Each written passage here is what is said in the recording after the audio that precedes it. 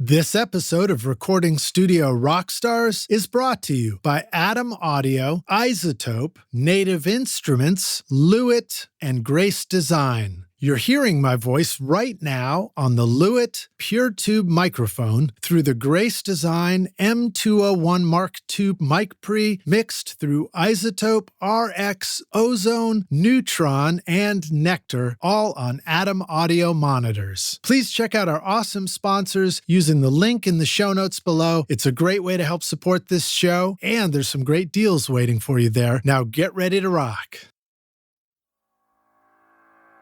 It was like 12 years ago, we were awarded this grant to do a songwriting retreat, and it went so well. We've had it re-upped every year for 12 years. So we go to this little island in Lake Winnipesaukee in New Hampshire the first week of June, where we're just off the grid. You have to take a boat out to this little island, but it has electricity and everything, so we're not like camping for a week, just focus on nothing but writing.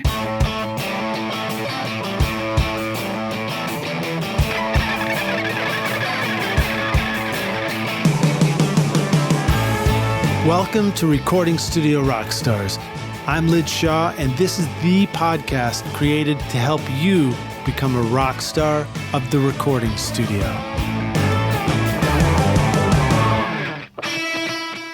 Atom Audio's S-Series, crafted in Berlin, is a flagship line of reference monitors featuring 5 models from the compact S2V all the way up to the powerful S5H. The range builds on Atom Audio's iconic heritage with new technology for improved acoustic performance. With new woofers, redesigned waveguides, and a DSP engine, the S-Series ensures accurate frequency response, consistent dispersion, enhanced detail, and a forward-looking digital connectivity. Backed by a 5-year guarantee, Atom Audio monitors embody durability and professional sound for your studio at atomaudio.com.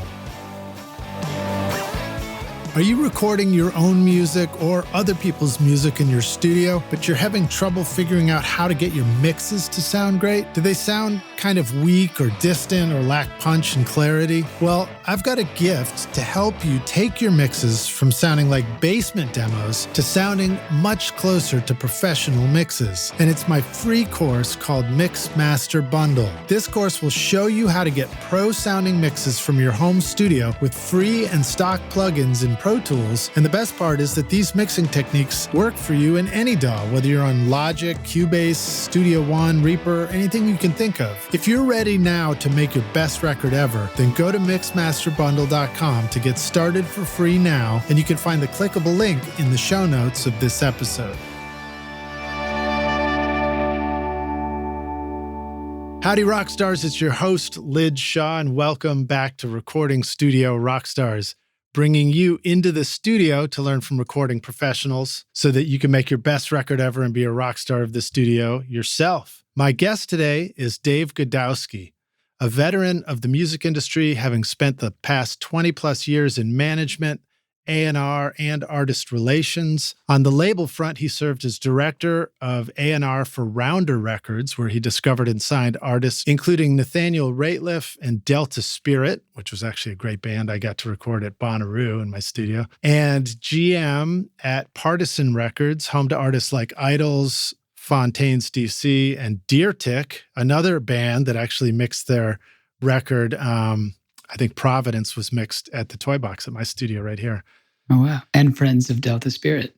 Exactly. On the management front, he served as VP for Danny Goldberg at GoldVE, managing the careers of artists including Against Me, Okkervil River, another band that was in my Bonnaroo studio, Speedy Ortiz, and Cass McCombs. On the technology front, Dave handles all artist and industry relations for the pioneering audio tech innovator iZotope, which you're all very familiar with here, Rockstars, and now a Native Instruments and Plugin Alliance. A songwriter and producer himself, Dave has released 3 records and co-written, collaborated with many others, including Adam Duritz of Counting Crows, Leanne LaHavas, and Gene Ween of the band Ween, which is also another aside because I literally just had Ween up on my computer screen meeting with somebody just the other day. We were talking about 4-track records. He has toured nationwide, including performances at major festivals and on The Late Show with David Letterman. That's cool.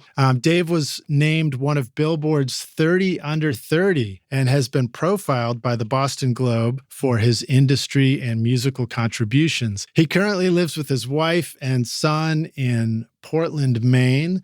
And that's a very cool place, Rockstars. If you're not familiar with it, it's also home to Gateway Sound, Bob Ludwig's studio, or was, I think, at this point. So please welcome Dave Godowsky to Recording Studio Rockstars. Dave, my friend, are you ready to rock? I was born ready. Even if you rock gently. Yeah. I'm a gentle rocker. A gentle rocker. There are gentle men and gentle women and gentle rockers. Mm-hmm. Tell us a little bit about your background. So, I mean, I was, obviously reading from your bio there, and you've done a lot of cool things. I've known you for a while. We might even want to start with our introduction, which was a fun topic, but it's cool to discover, all these other parts of your career that I didn't know anything about that you've done. How did you get, interested in music? What's the short story arc from getting interested in music to where you are today? So first interest in music was just really, really early on. Just like my earliest memories in life are just sitting in front of my parents' record player, listening to all their stuff, Neil Young, Allman Brothers, the Monkees, just whatever was in their record collection. And the fascination was with the songs and the music and where this stuff came from, but also like just the idea of like dropping a needle on the record and suddenly all this music comes booming out of these big speakers. It was just fun. It was like this, world to disappear into. And then sitting at the piano and realizing, oh, if I push these keys, it sounds good. And just making up little songs and really just kind of an obsession with music and songwriting all the way through till I left school and graduated from college and said, I'm going to be a songwriter, musician, come hell or high water. Like, that's who I am. That's what I do. I don't care about anything else. That's all I'm ever going to do. And was this up near Boston where you were growing up? Yeah. I was in Maine, and then I went to school in Connecticut, and then moved to Boston, and between Boston and New York to pursue music, and lasted about 4 months. Where'd you go to school in Connecticut? This is not going to work. Where'd you end up in Connecticut? It was Connecticut College in New London. Oh, yeah. You know what? I did a record for the poet laureate of Connecticut, Leo Connellan, who's a Mainer. That's somebody you need to know about. And he was the poet laureate at Connecticut College, as I recall. Wow. And it's my son's name. Oh, wow, man. This is getting too close to home. It's meant to be. So it's, let me, if you don't mind, let me interject a couple of things. You commented on 2 things. One is you talked about playing records and getting familiar with music and coming out of the big speakers. And we take that for granted, but it's a reminder, like, back then, like, the stereo was all these component stereo parts. It was really fun. You had to be kind of an audio engineer just to put a stereo together. Right. There were big buttons and wires and things that, especially when you're a kid, it's like you're in a rocket ship or something. Yeah. It had that kind of feel to it. Yeah. And then playing the piano part, I mean, this just popped into my head, but when you talked about playing notes and thinking that sounds good, that in itself is a really interesting concept, because obviously every note sounds good on the piano, but as a kid, how do we even know what we think sounds good? Like that speaks to the whole topic of familiarizing ourselves with Western music and 12-note scales and, contemporary tunings and all that. It's kind of fascinating. Yeah. For me, it was like, what notes sound good together? Like, now I know I was thinking about harmony, but at the time it's just what buttons on the piano sound good when you play them at the same time. And I remember just thinking of it as pictures. Like the one thing that stands out in my head, I was probably like 5 years old or something, but I remember playing C and E at the same time. And I remember I thought it looked like a lion. I can't remember why. I mean, I was really young, but it was like synesthesia or something. Yeah, like it looked like a lion. So it was like, oh, if you do the one that looks like a lion, it sounds good.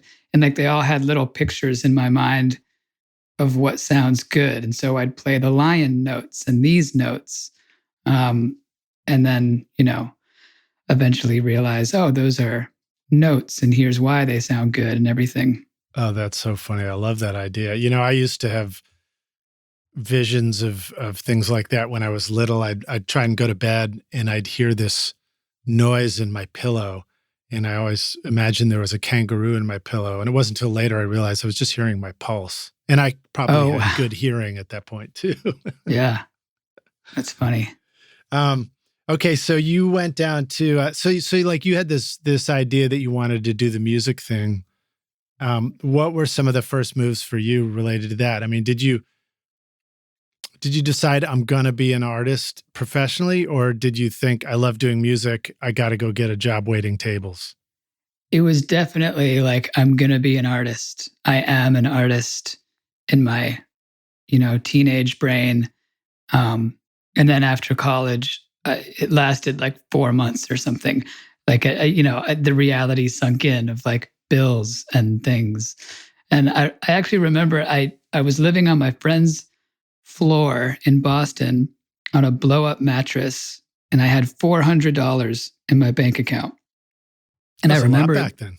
Yeah. It was like, that was my nest egg and I got to make that last until I find a job and can figure out how to do all this.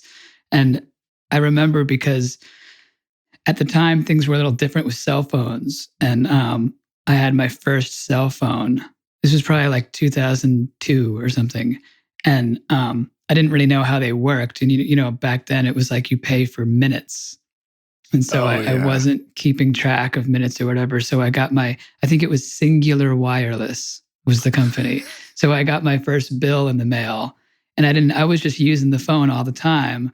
And it was like, because I remember the bill came to $400.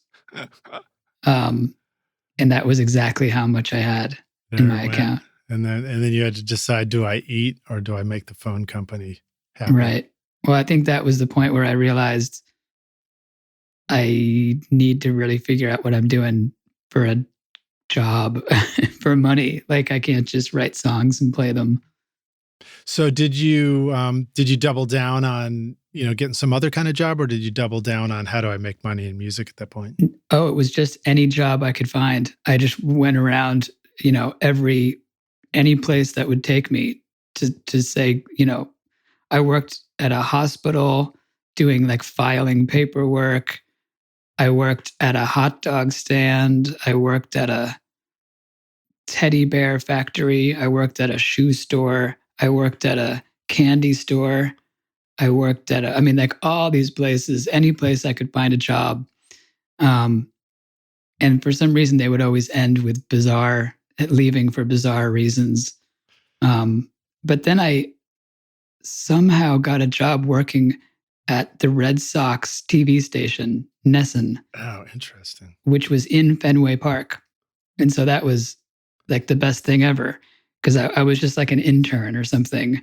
And I would bring in a little bag lunch, and every day I would eat my lunch in, like there was a door, you walk out and you're suddenly, I could like eat like on the dugout, on the Red Sox dugout. Yeah. And I bet that was awesome. Also introduced you to like the professional world of broadcasting and music. I mean, and the way those things are related. Yeah, a little bit. I mean, mostly I was just doing grunt work, like filing stuff and whatever. And, but I remember my sister emailing me and saying, hey, I just saw a job. Someone told me there was a job at this record label and you should check it out. And it was at Rounder Records. So that was like my first, I just kind of blindly went in. And that was also sort of like an internship type thing, or, Does Rounder still exist as a label now? Yeah, it was bought by Concord a while ago, 10 or 15 years ago, but it's still a subsidiary of Concord.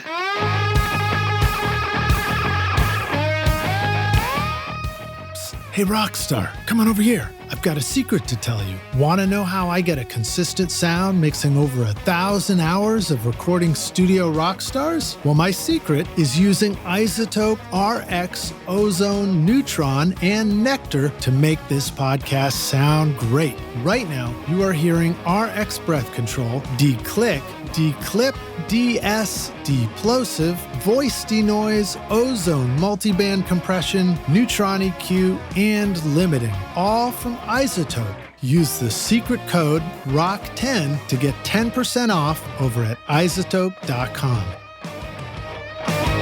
So tell us a little bit about that, because for the rock stars who don't know, I mean, Rounder is a really important record label.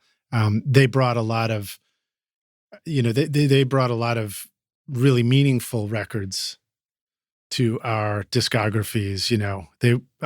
That's the way I think about it. I think about, these huge labels that bring the KTEL albums, and then these cool labels that bring the independent artists or the real hardcore songwriters or just the cool bands. What were some of your favorite artists that came from Rounder Records? Oh my God, there were so many. So many, because they were known, probably best known for Alison Krauss. They were the first label. They were the ones who kind of discovered her and everything. But and then as I basically just was able to work my way up and within Rounder, and I kind of have them to thank for having any career in music at all, and ended up working my way up to being their director of A&R. Wow. And doing that, I got to do all kinds of cool stuff. But part of it was mining the catalog. So I would put together like a new John Fahey greatest hits compilation or a Loudon Wainwright compilation. I got to work with the Alan Lomax catalog, which was 100 titles of field recordings from decades and decades all over the world. Those the Lomax recordings are incredible stuff. Yeah, it's really cool. I mean, they were literally like, cool. He discovered Muddy Waters. It was like literally going all over the world with a Marantz recorder and recording musicians who had never heard themselves recorded before. And if it wasn't for him, this music wouldn't have migrated all over the planet. So, wow. So Marantz that's an old school brand that was making tape machines. Was that even before Ampex, do you think? Or was that about I think the it same was time, like earliest kind of stuff? Yeah, this was in like the 40s, I think. Wow. 40s and 50s. That name went back so far too. Yeah, I think they were like the sort of category leader in the like handheld, little field recorder unit with a microphone. Yeah, I think about those things. Well, I think about some of the Ampex ones, and they're they're pretty big with tubes in them and stuff like that, which that must have been as well. Yeah. I love those. I actually just bought the Warm Audio emulation of the Ampex tube mic pre's. Oh, cool. I haven't even used it yet. I just got it. But they have something that supposedly it's really good. And other people who know things told me, so I believe them. What's a favorite mic for you? What's the first mic you're going to plug into that and test it out? I really love everything from there's so many. I love Earthworks. Earthworks just has like there's just something about all their mics that are amazing. I love Soyuz. Earthworks is right up there. They're in New Hampshire. Yeah. It's great. They're great people. They make great stuff. It's all done right there on this river in New Hampshire. It's really cool. Soyuz mics are amazing. Warm Audio makes really good. Are those all mics stuff that you have in your own collection that you're going to try out? Yeah. Yep. Those are like three. I love a C414 Well, it's interesting M160. because you almost listed a bunch of condenser mics, and ironically, like the mic that would have first been paired with a Ampex was probably a dynamic or a ribbon, wasn't it? Yeah, it's probably true. They probably didn't I don't have know how that phantom power on those back then. Yeah. Well, very cool. So, what were some artists that you got to work with at Rounder that got you excited? And it's interesting to hear you talk about re-releasing things. You must have learned a ton about the business side of music and what makes the bills get paid, or where the challenges are in paying bills from that experience. Yeah. That's really the only way to do it. Like anything, I guess, is just to actually get your feet wet and really do it, and kind of, especially working your way up. Sorry about the pop. Oh, it's all right. Here, I'll drop a marker right there, but we can, just watch out. If you get a little wind on that, it does seem to want to peep up. Yeah. Working your way up from the bottom is such a great way to learn any business, because I started basically as an intern. So just was able to see, how everything really functions at every level. But in terms of the artists I got to work with, I mean, of course, there was the stuff like Jonathan Richman and Loudon Wainwright. And I totally John had Jonathan Fahey. Richman listed in my questions for you too. Oh, wow. And that was from listening to your music. Oh, really? I was going to ask Interesting. If you were a fan. Yeah. Wow. I mean, I actually never worked with him like as a person. I just got to work with his catalog. A lot of his back catalog was on Rounder. So a lot of the stuff was that. But in terms of, working with artists as an A&R person, like in the conventional sense, like discovering talent and helping build their career and all that.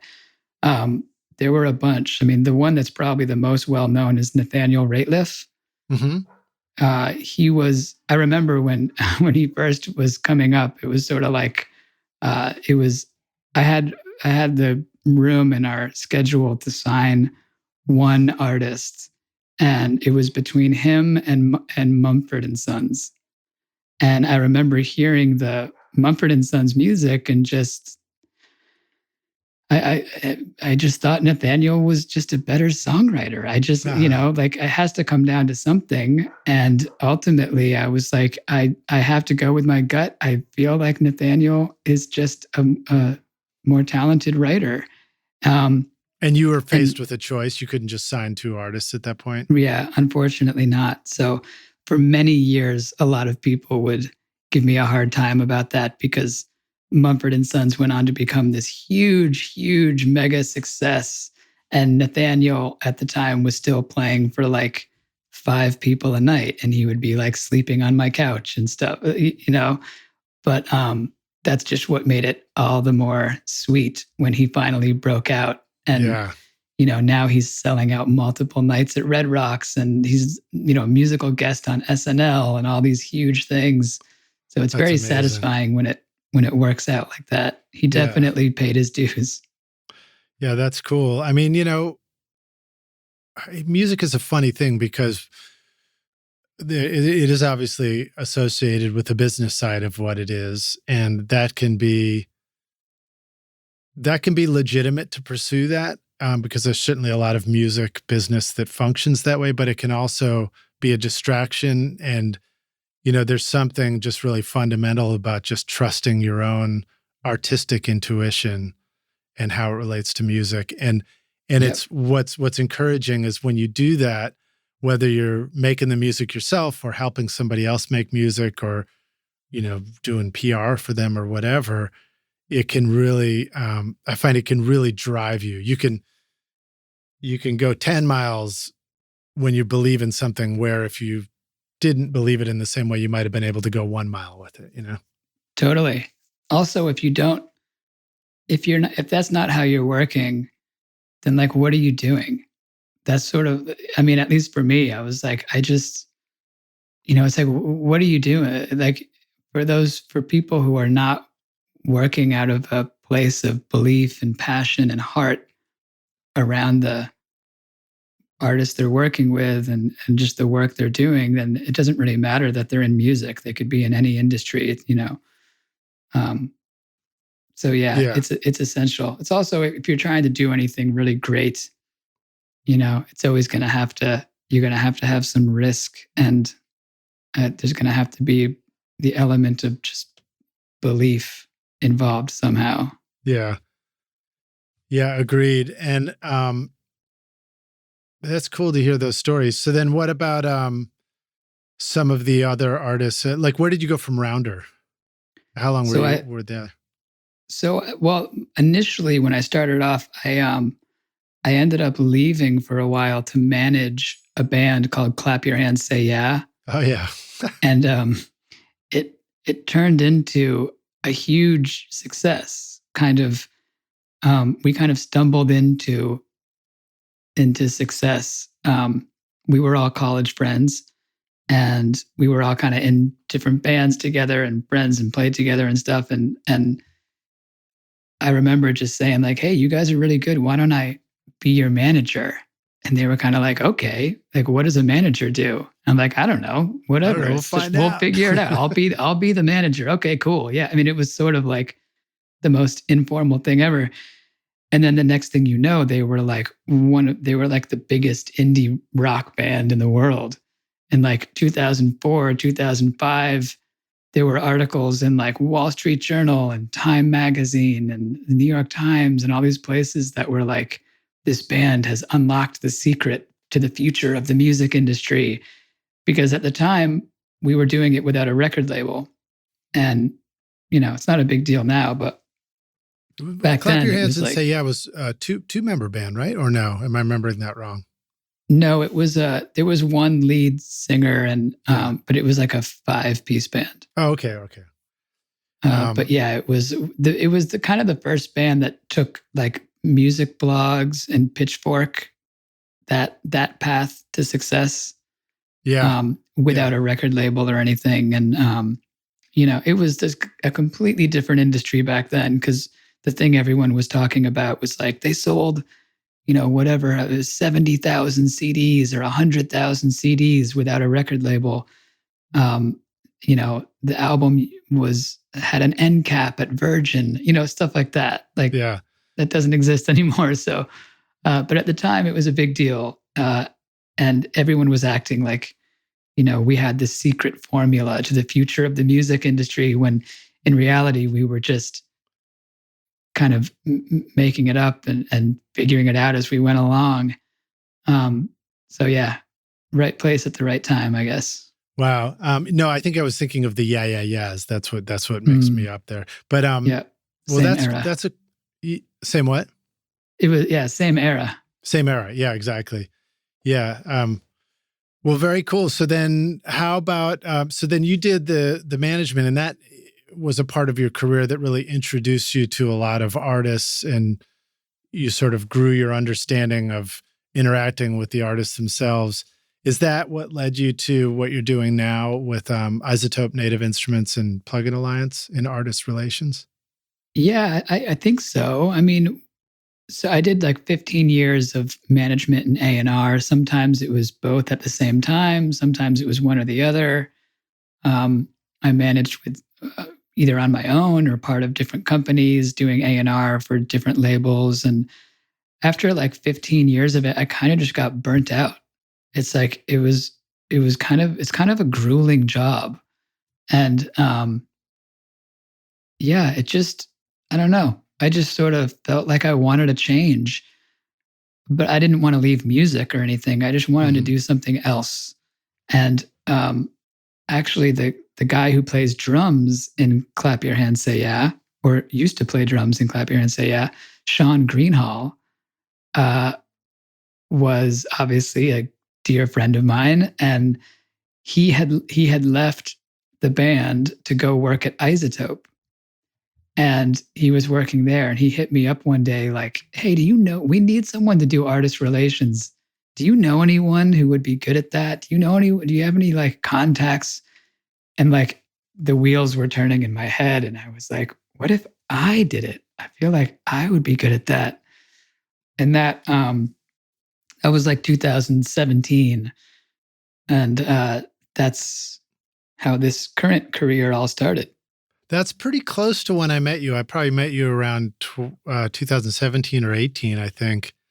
And I remember I was at the AES conference in New York, and I was going around checking out all the different booths and everything. And I went by the iZotope booth, and I knew already, I was like, I need to connect with these guys, and I need to let them know how incredibly useful Ozone and RX and everything is for doing podcasts. Because I had long been using iZotope to make sure that, some of these incredibly difficult recordings sounded fantastic by the time I was done with it. And so I went up and I met you, and you guys were doing a few different things, but you at that point were showing off. I hope it's okay for me to bring it up. But you were showing off a cool new app and little recording device called Spire Studio. And you showed me this app and you did a little demo for me. And you said like, oh, you can record an idea here and then you can text it to a friend and then they can continue recording. And I was like, wait a minute, holy shit, you can just like collaborate with people with this little app. Yeah. And that was super cool. And then the funny aside was, then we discovered right after that you were already playing guitar with my cousin Jennifer Kimball in Boston too. And I was like, okay. Yeah. That was a connection that was meant to be. Yeah. And the universe is doing its thing once again, because I'm playing a gig with Jennifer in 2 days. Well, 2 days from when this is being recorded, not 2 days from when it comes out, right? To it. So this will be a twist. Is that like past, future, perfect, past tense or something like that? I don't really know. One of those. Oh, yeah. I hope the gig went well. I hope the gig went well.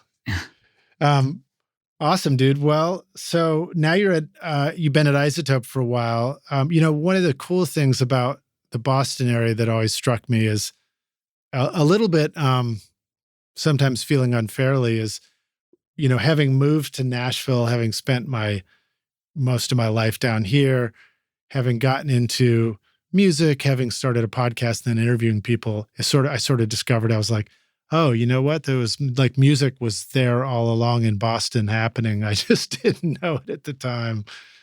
Have you found that Boston is a pretty great, well, I know you're in Maine now, but just that New England area, there's a ton of stuff and a ton of history in music and recording that goes on, that has gone on and still goes on up there. Yeah, I think it's a great scene. I love the music scene in New England. It sort of mirrors a sort of cultural vibe around here. There's a lot of respect and reverence for some really fundamental things in music that might be lost in other places. I guess it depends what genre you're in and what circles you're running in. Yeah. But yeah, I like it. It's always felt welcoming to me, which I appreciate. And yeah, it's weird. The whole idea of your geographic location and how it affects your career and everything has obviously changed a lot over the years. Yeah. The whole music industry just shifts underneath our feet. Yes. That's a thing. Even hearing you describe doing management for 15 years, I think it's a good thing to remember that the music industry changes so much all the time that it's like at any point that you sign up for some part of it, just know that it's going to shift right under your feet. And 10 or 15 years later, you'll be like, okay, what should I do now? Yeah, absolutely. And that it's a good thing, like people tend to look at the most recent decade or even like the last 20, 30, 40 years, whatever, as like the way things should be always, as opposed to the way things currently are in this slice of history. Because if you take a step back and look at the grand scheme of things, it wasn't that long ago that music was something that was commissioned by kings or, compositions that were made for the church. Or, it wasn't until the 1920s that people could first even listen to music at home. Like the idea of listening to music in the privacy of your own home wasn't that long ago. That's like one person's life ago. like it's a relatively modern thing. And like even more modern is the idea of an album, like people writing their own songs and making an album that you could sell and promote. So when there's people talking about, massive changes to music and how things are different now than they were 10 years ago or 5 years ago, it's kind of like, well, yeah, like what do you expect? It's going to keep doing that forever. That's just life. Look, if you're like me, then you love having cool instruments in your studio, right? No matter what style of music you make, Native Instruments gives your studio all the instruments and sounds you need, from drums, loops, and beats to the coolest synthesizers, realistic strings, guitar amps, and futuristic synth pads. I love recording and tracking real bands in my studio, but then adding awesome overdubs from Kontakt, Massive X, Super 8, Battery, Guitar Rig, and Hybrid Keys, for example. Use the code ROCK10 now to get 10% off. Or get Complete Start for free today with a bundle of 2,000 sounds and 6 gigs of samples, all over at nativeinstruments.com. Yeah, it's funny you talk about 1920 and listening to music in your own home. My family also was in Maine, and my great-grandfather built a house up in on the edge of Acadia National Park in Seal Harbor, Maine, that was in our family. We actually now that I'm one of many cousins, it finally has moved on to new owners. But it was in our family for over 100 years. And as we were selling the house and like bringing personal things back, claiming them for different family members, I immediately was like, I want the Victrola. So there was an old Victrola that was always up on the third floor of the house, and my great-grandfather bought it in 1907. It just been sitting there. One record player just sat in that house, and as kids, we'd grow up and find these old 78s. And, I think we had long since run out of needles to play them, so we'd figure out clever things. Like at one point I wound up a record and I realized it's like, if you take a playing card, because of course there were playing cards in the house, no needles for the records, but there were plenty of cards because what else are you going to do on hanging out in the summer with your family? But if you take the corner of a playing card and gently like set it down in the groove of a record, you can hear the record playing off the body of the playing card. Oh, cool. That's amazing. Yeah, there's something about that. It's sort of like getting back to what we were talking about before with like when you're a kid exploring like the physical aspects of music and listening to records and things, exploring that. Like it's more than just like, whose song am I hearing and skipping to the next one. It's like, it's more of a tactile kind of universe that you're exploring. Yeah, that's what I love about playing real instruments too. An acoustic guitar, just picking it up and playing it, you can just sit there and pluck one note for a long time and explore like all the different ways to play it. And they have these massively different sounds. And then, one day you're sitting there playing guitar very quietly in a quiet space, and you discover like there's a whole world of sounds at that lower volume versus like banging out chords and like a totally different sort of environment. Totally. And like the overtones you hear on a guitar when you let it ring out, fretted at certain points. And I mean, there's things that we hear that I don't even think we're aware of. And even just the fact that, it's creating vibrations that are then, vibrate your eardrums in such a way that you can kind of decode it. The same is true for speech or anything, that it's a physical relationship. So that differentiates itself from so many other art forms. If you're reading a book, you need to look at the words and then in your head decide what those symbols on the page mean, and then think about what that means to you.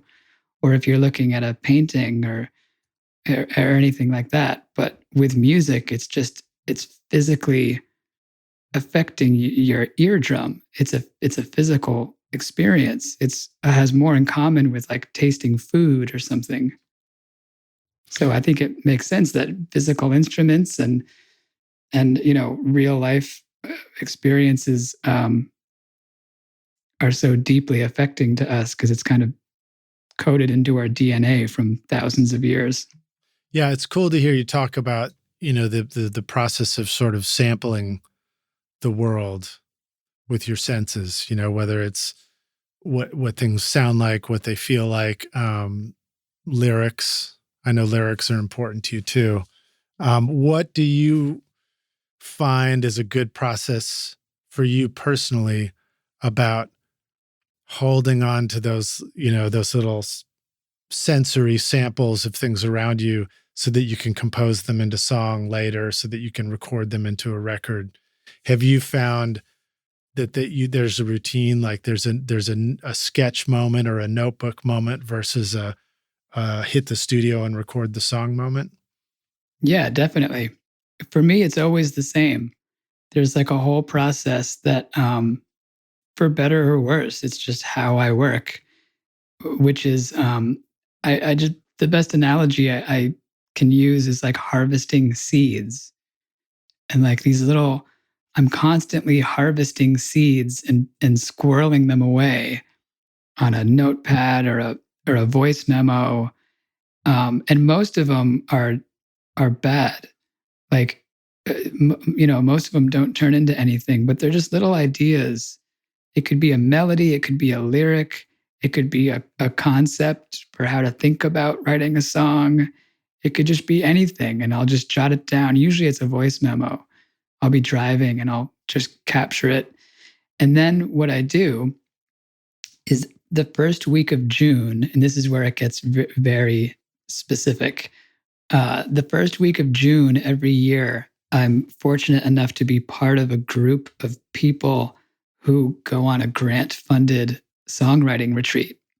Amazing. And there's a grant that's part of Club Passim in Cambridge, and they allot funds to different Boston/New England musicians.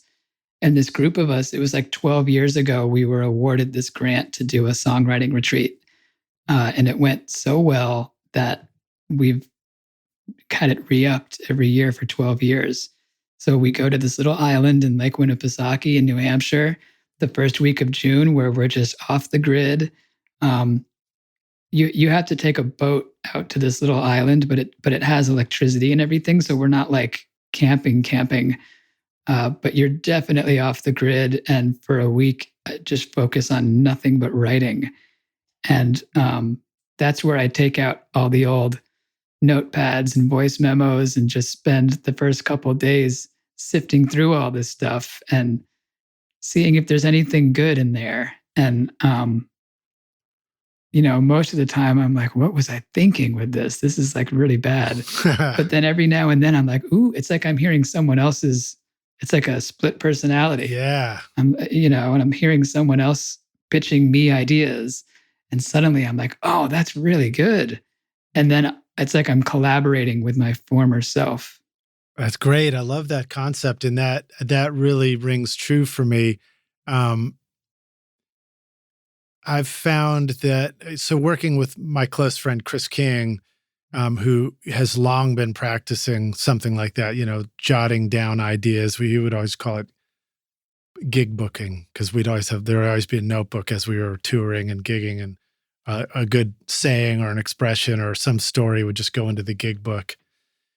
So, I learned a little bit about that from him, and this concept of almost separating in time the seed of an idea from revisiting it, kind of like finishing a record. Like you don't really know what you think about the record until like 6 months later and you listen to it fresh again and you've forgotten all the internal, oh, I need to fix the bass, I need to fix the drums here, kind of stuff. And you just hear it.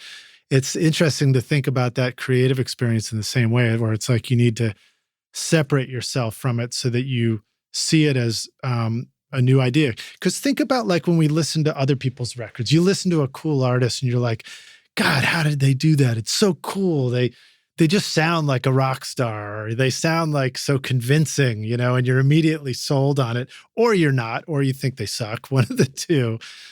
But, trying to find a way to do that in your own creative experience is a cool concept, and it makes a lot of sense. And I used to, I'll shut up in a moment, but I used to record students in local schools here doing, poets would go into the school and they would teach the kids how to write poetry, and they'd write a piece and then they'd perform it in a poetry slam, but they'd also have me come in and set up a studio and record these kids presenting their poems onto a microphone. And it was one of the things I instinctively learned to coach them on, which imagine that somebody handed this to you and you didn't write it and it was a script, and now you're an actor on a stage and you just have to bring it to life for a movie. And so that what you said just reminds me of that, and how powerful an idea that is. Right. Yeah, that makes sense. It's sort of like thinking of it as interpreting the words instead of just reciting them. And also for me, I mean, I don't know if it's true for other people, but for me, I don't really know if an idea is good or not until it's had some time to live and breathe a little bit. So that it's like planting the seeds and seeing which ones come up. Because most of them, when you plant them, you think, oh, this is going to blossom into something amazing. And most of them don't. So, because again, this is just me. Sometimes in my head, I'll be like, oh, this is amazing. And then when I revisit it, it's like, I don't know what kind of mood I was in, but it's kind of like when you wake up in the middle of the night and scribble down some thought or something. And then the next day you're like, what? That doesn't make any sense. At the time, it made sense. So, I don't want to, it's like, you don't want to plant your bad seeds or whatever. I don't want to come up with a bunch of ideas and immediately go all in with them, because they might not actually be that good. So I kind of like the idea of letting them all gestate for a while. Yeah, so many questions come to mind. Like one question is, when do you trust your listening self? When is your listening self even a voice worth listening to? Yeah, I mean, that's at some point you just got to go with it, because you could easily take the same philosophy too far and it could backfire, because you don't want to overcook everything or overthink everything, because someone could definitely have, say, well, most great things happen kind of spontaneously, and you want to harness the magic and capture lightning in a bottle, and you don't want to overly try to manufacture everything. And that's definitely true too, but I think that's true more in the recording process, as opposed to writing. I wouldn't want to spend 3 years recording a song necessarily, although some people do, but for me, that would probably be a really bad thing. But I could spend 3 years writing something. And then as long as when I go in the studio, I'm open-minded to let it go wherever it wants to go. Yeah. And sort of harness that lightning in a bottle, spontaneity, magic moment in terms of the arrangement and the production and kind of where you take the song. But the actual writing of the song, I don't think is as contingent on spontaneity. So interesting to hear about this going to an island to write. It sounds amazing. Sounds like a totally amazing experience. And I know for myself, when I travel, I just sort of get out of my own, being at home can be, there are many things that accompany being at home. So being at home is wonderful. Having a home studio is wonderful. But with that comes an accompaniment of home equals many other things as well. It might equal got to pay bills. It might equal, got to get dinner ready. It might equal family stuff that's both positive and challenging or whatever, And traveling can open that up in interesting ways, because it's just frees you. Definitely. What about, is there something about your experience on an island looking at these songs that you find makes it easier to find something you appreciate about it? But are there also things where you're like, I'm having trouble connecting with something? I mean, it's like if you look out your window and you see a pine cone on a tree, are all your songs about pine cones? No, although I have noticed that everyone who goes to the island, I keep noticing little references spark up here and there around like water and things like, but I think the reality is you could probably find lots of different common threads. It's just, you find what it is you're looking for sometimes. But yeah, mostly it's not anything literal with the surroundings. It's more just having that peace of mind of being able to get into a headspace where you allow the song to be written.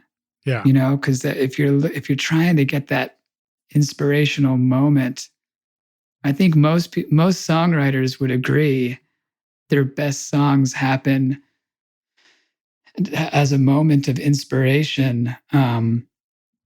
It's hard to tell exactly how it happened. It just sort of happens. You're in the right headspace. And so it's not about trying to write a song so much as trying to get in the right headspace to allow the song to happen. It's like the song wants to happen and people kind of get in the song's way by overthinking it. You put it under a microscope or try to manufacture the process or overly formalize it, and it doesn't happen. So, but it can be hard to get into that space. If it were easy, then everyone would constantly be writing hit songs. So like it's hard to get into that zone. And for me, going to this island is almost like a magical thing. It's like the minute I step foot there, it's amazing. It's like I suddenly, the songs just start coming. And every year I think it's dried up. The well has dried up. I'm grateful for all the years I've been able to write all these songs I'm really proud of. But maybe this is the year it's finally stuck. But every year it's like clockwork. For some reason, I go into this place and all of a sudden these songs come. So yeah, it's just a testament to being in the right state of mind, I think. That's so cool.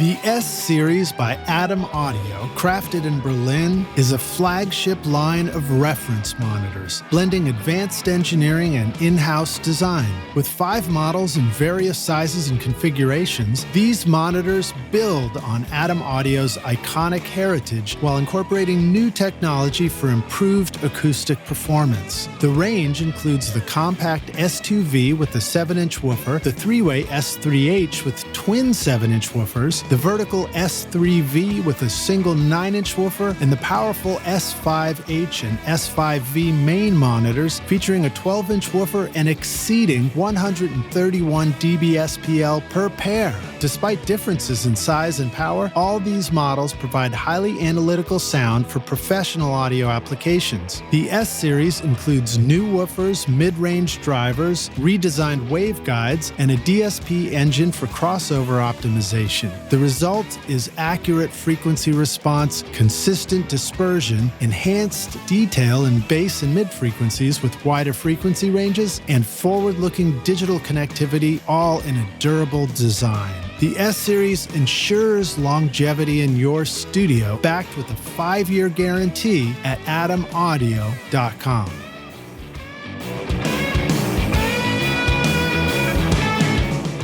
I am massively impressed with iZotope Ozone.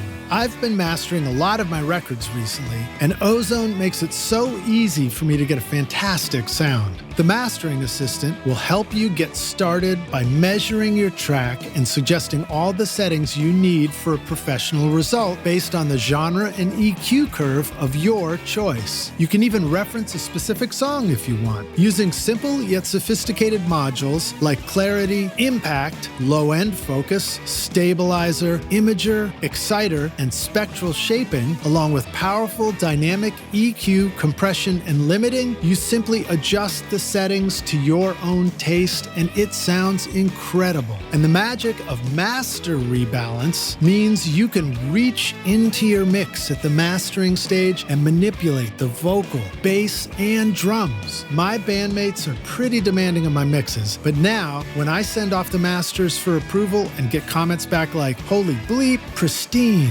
damn good mastering, crystal clear. You're a wizard. Finally, I love my singing, and the drums and bass sound huge. Well, then I know I'm doing something right. So check out the newest Ozone, RX, and all the other great apps at iZotope.com and use the code ROCK10 to get 10% off. Hey, Rockstars, we're back now for the jam session, aka the second half of the show. My guest today is Dave Godowsky, joining us from his lovely writing space and home in Maine. And Dave, you ready to jam? Yeah, let's do it. Let's improvise. So I had a couple of comments on what you were just talking about before the break.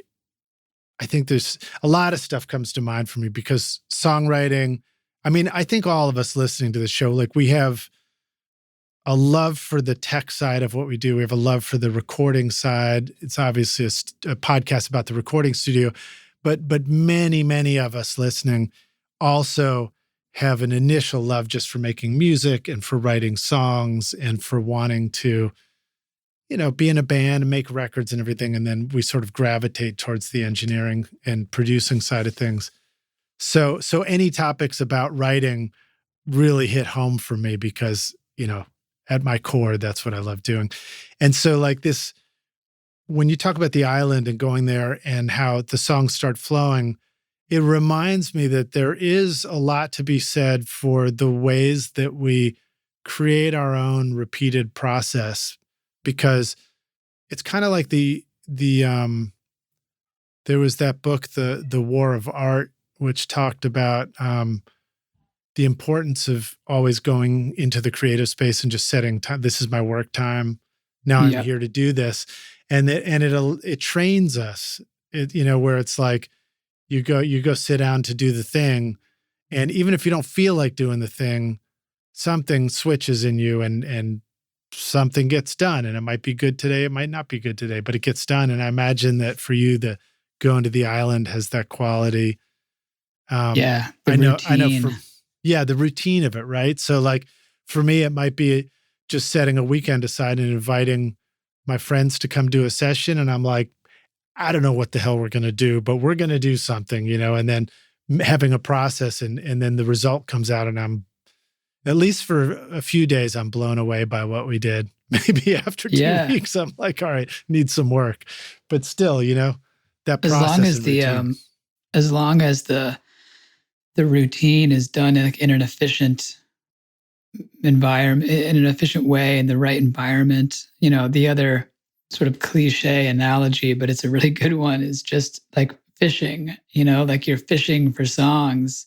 So if every day you wake up and you put a fishing line in the water with a hook with no bait on it, you're not going to catch anything. Or if you drop a worm into a puddle or something, you're not going to catch any fish. You know, it's sort of like, well, what are you doing to try to catch the fish? You know, like, are you using the right bait at the right time in the right place? Can you put multiple lines in the water? You know, you can extend the analogy as far as you want, but I think it makes sense, and I think it does have some value, because you think about, you know, I could sit down, if I just sit down with my guitar and start strumming the same chords over and over again in my living room or something, then like it sort of feels like dropping a worm into a puddle. Like I don't think I'm going to catch anything there. It's just the same. I'm just going to do this.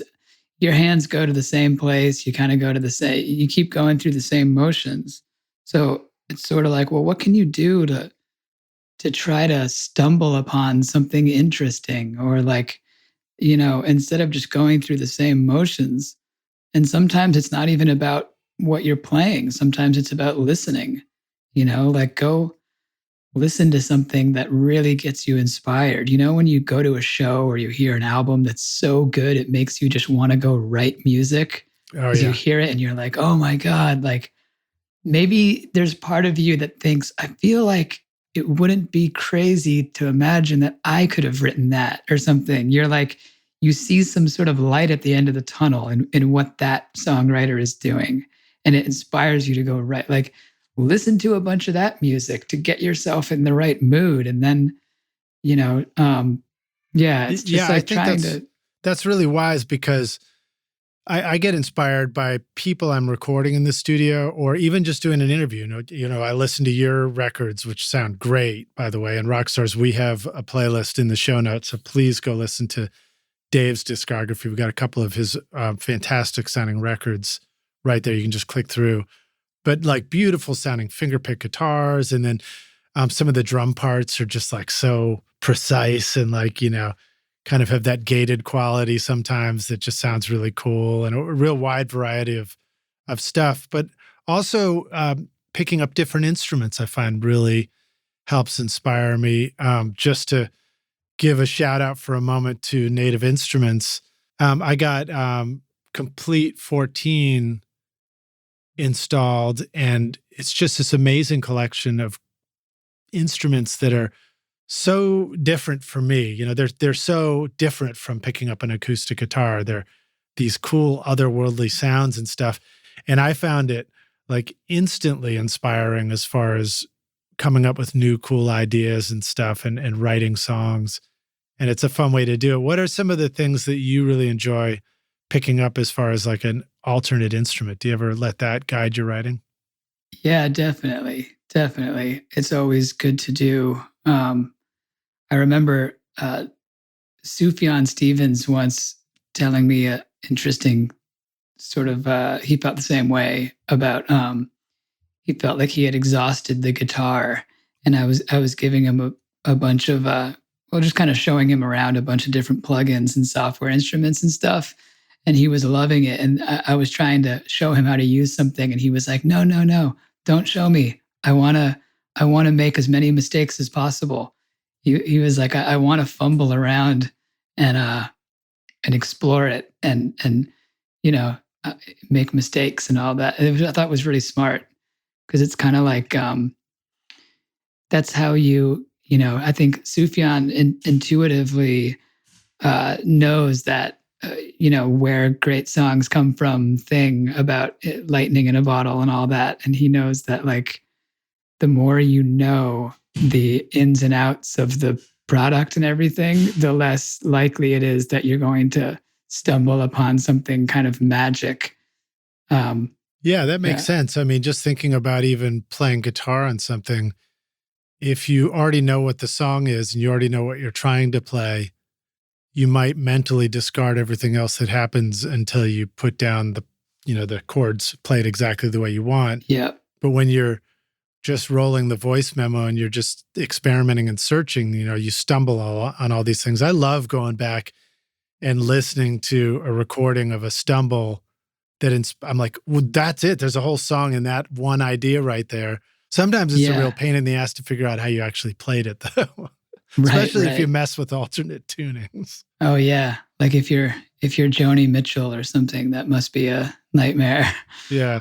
But for me, it's the same thing as you, really, with Kontakt and everything. And, I'm not just saying that because I work at the company, but I really do feel the same way where, lots of people feel that. It's just when you're going through Kontakt libraries and it just allows you to explore different sounds and instruments and completely different approaches that spark inspiration that you would never find living inside your guitar. There's so much. Yeah. There's so much stuff that's so unexpected. I could start naming off some of the different. How do you guys describe it? So within Complete, you have these different sort of instrument packages you can install, and you can add more later and everything. Yeah, I guess they're just each one is called an instrument. Yeah. And there's like different platforms. Complete is just the bundle. Complete is just like the big shopping bag of stuff.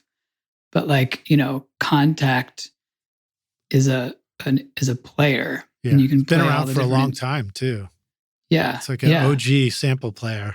Yeah. And the new, so Native Instruments is also just putting out all these new keyboards that I think are actually, in some ways it's a slight update from the previous one. In other ways, it's a massive update. It's sort of like sometimes these little tweaks can make a world of difference. Like on these new keyboards, it just has a big central screen on it. I love it. Where all the, the dials in the software instrument are mapped to physical knobs. So when you scroll through all these Kontakt instruments, the minute you pull it up on the keyboard screen, it feels like that keyboard turns into that instrument. So you're like, wow, now I'm playing this, and now I'm playing that, and now I'm playing. That one little thing is enough to get you in the right headspace, in the right zone, and really make it feel like you're exploring a real instrument, and it taps into that part of your brain. And yeah, it's kind of a big deal for anyone who appreciates that workflow. I definitely appreciate that. And I have the S61 in my studio now, and it has mine has two little screens that are side by side, and I think the newer version has, like you said, one larger screen, but I think it's the same concept. And what's so cool about it is that I can wheel it in front of where my mouse and keyboard are now. So I'm in the sweet spot of my speakers, but instead of having to reach up to the mouse to change, click and find a new sound, which I always found really jarring. So like my hands are on the keys and I'm thinking music, and then I have to take my hands off the keys and reach up for a mouse and like think computer and click on a thing on the screen to try a new one and come back. And that always felt too slow. And what's so cool about the S series is it allows you to just turn the knob and stay on the keyboard the whole time. I can look down at the keyboard and not have to look up at the computer. And like it's a physical thing. It's like the physical act of recording and exploring music and getting creative while you're looking down with your hands on the keyboard. Because when you're looking up with your hand on the mouse or whatever, like that's the same physical position you're in when you're like checking Facebook or something, like doing your taxes or something. Like there's just some sort of muscle memory and association with that that's very different than making music. So yeah, allowing you to just look down at your instrument the whole time. It seems like a small thing, but it ends up being like a big deal. Yeah, and then using knobs to change sounds, for example, or adjust things, it actually allows me to do things with my eyes a little bit closed if I want to. I mean, you think about playing guitar, and once you get in your comfort zone, it's really common to close your eyes and really just listen harder to what you're doing, And it's cool when something like a keyboard can transform the computer experience into more of that. That just the simple fact that I can turn a knob and it flips through the different presets, because that's one of the big, it can feel like a little bit of a hurdle as somebody who's entering the digital sound world. There's so many sounds that it's like, how can I just kind of flip through them quickly until I hear something that I dig? I think as you get more expert with it, you sort of assemble things into your own libraries and where to find some favorite sounds and everything. But initially, it's nice to just be able to go through and be like, ding, ding, ding, no. Because in other words, when you're looking for a keyboard sound, especially if you're doing an overdub, there's more no's than yeses, right? So you want to get through all the no's until you get to a yes, and you're like, ooh, that's cool. And you guys designed it where you can just scroll through and I can do that without even looking up at the computer. And then when I find the one I like, hit a button, and now it's on the keys, and immediately the knobs are adjusting. Right. Like auditioning all the sounds. Yeah. It sounds so basic, but it's so key to the experience. Yeah. I really like that experience too, with like instruments that are fictitious, right? Like not just like I'm going to pull up a harp or I'm going to pull up a B3, or I mean it's all cool too, but like Native has this instrument called Playbox, which is like, it's just sort of like it generates creative ideas, but it's all tonal and it's musical. It's just grabbing different samples and filters and applying them to different notes and chords. And it's just done in a very elegant, thoughtful way. I find that to be a good marriage of like engineering and creativity, because it's that's oftentimes that's lost in the software world. A lot of the software and music production, they say they're making products for producers, but they're really making them for engineers. They're designed to perform a specific function and programmed that way and coded that way, which is great. But like we were saying before, when you're songwriting and being creative, it's not about saying, hey, I have a function I need to perform. What tool is going to efficiently perform that function? That's not really the headspace you're in. You're just trying to explore and stumble upon something cool. You're trying to get inspired. And oftentimes the products that these software companies are making, that's the last thing on their mind. They wouldn't even know what to do with that. But Playbox is a good exception to that because it really prioritizes that sort of thing. Yeah. And then I think it has like randomizing kind of things too, where you can hit a button and it'll just give you a random result. There's an actual dice. There's a die. So you actually like roll the die and it, it's kind of fun. That's the other thing, like having it be fun. Like Teenage Engineering does a great job with that, where you can tell that they actually take it seriously as a, part of their engineering and development, like making it fun. Even the way they present their stuff was done with an attitude of fun. The first time I met them, I was walking into the NAMM event in California, and I hope nobody gets in trouble for this, but there was somebody parked in the parking lot in an SUV with the trunk wide open and cranking out tunes. And they had cleverly decided that, the best booth is the first thing you experience on your way into the event. And so there was a guy who just had all the little Teenage Engineering stuff out, and it was playing back stuff, and I went up and tried it out, and it was just really, I was like, okay, that's great. Pretty cool. Yeah, there is something kind of punk, kind of punk rock about them. Punk rock. And you want to use the stuff. Like that's the thing. Like I have an OP1, and whenever I use it, I actually want to use it. Even if there's things where I'm like, I need to learn how to use this or that, or I need to like get out the manual or go like, usually that experience is something I kind of dread. It's like, oh God, I got to do all this homework to learn this thing. I want to have fun with it. I want to make some music. I want to get inspired.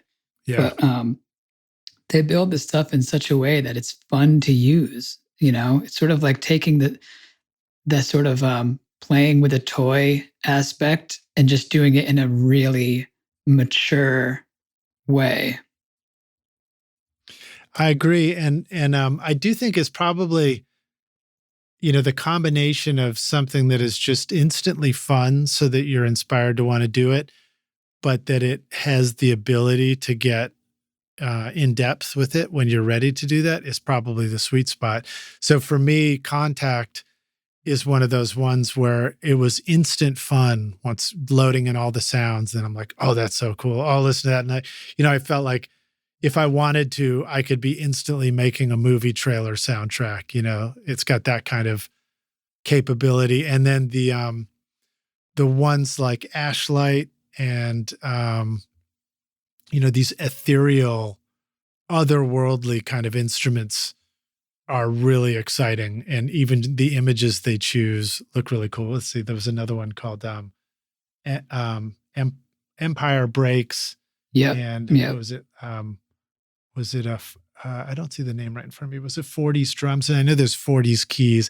There's these really cool ones that just have, like the sounds are just great right off the bat. So they inspire you to want to play cool beats. But then I also took the time, like you said, like where I'm like, okay, I really want to sit down and learn this. So I watched videos learning how to really get under the hood of Kontakt. And I just like one day I was like, all right, I'm going to go down to the studio. I'm going to take my iPhone, and I sampled each note on a wooden xylophone that's down there that I had when my daughter was done with percussion. I was like, okay, that's going to the studio now. So now there's a xylophone down there. And I just like sampled them all. And then I took them in and I loaded them all into Kontakt and created my own sample instrument, put some cool delays on it. And I ended up writing a song that I got it's like a sketch state still, but it turned out to be one of the coolest songs I came up with. That's reminded me great. of a Talking Heads track or something from the late 70s, early 80s. And that stuff's just super fun, It's fun to have tools like that where it's like you've got both the instant writing if you want it, but you can go super deep with it and be like incredibly original with your sounds if you want to. Yep. I want to circle back to the writing topic because if you want to, if you love talking about writing, I really enjoy that stuff. It's better than writing about talking. It's better than writing. It's better than dancing about architecture. Yeah. For each of us, whatever our instrument is, whatever our style of music is, I think that at a core, we all go through the process of like initial idea,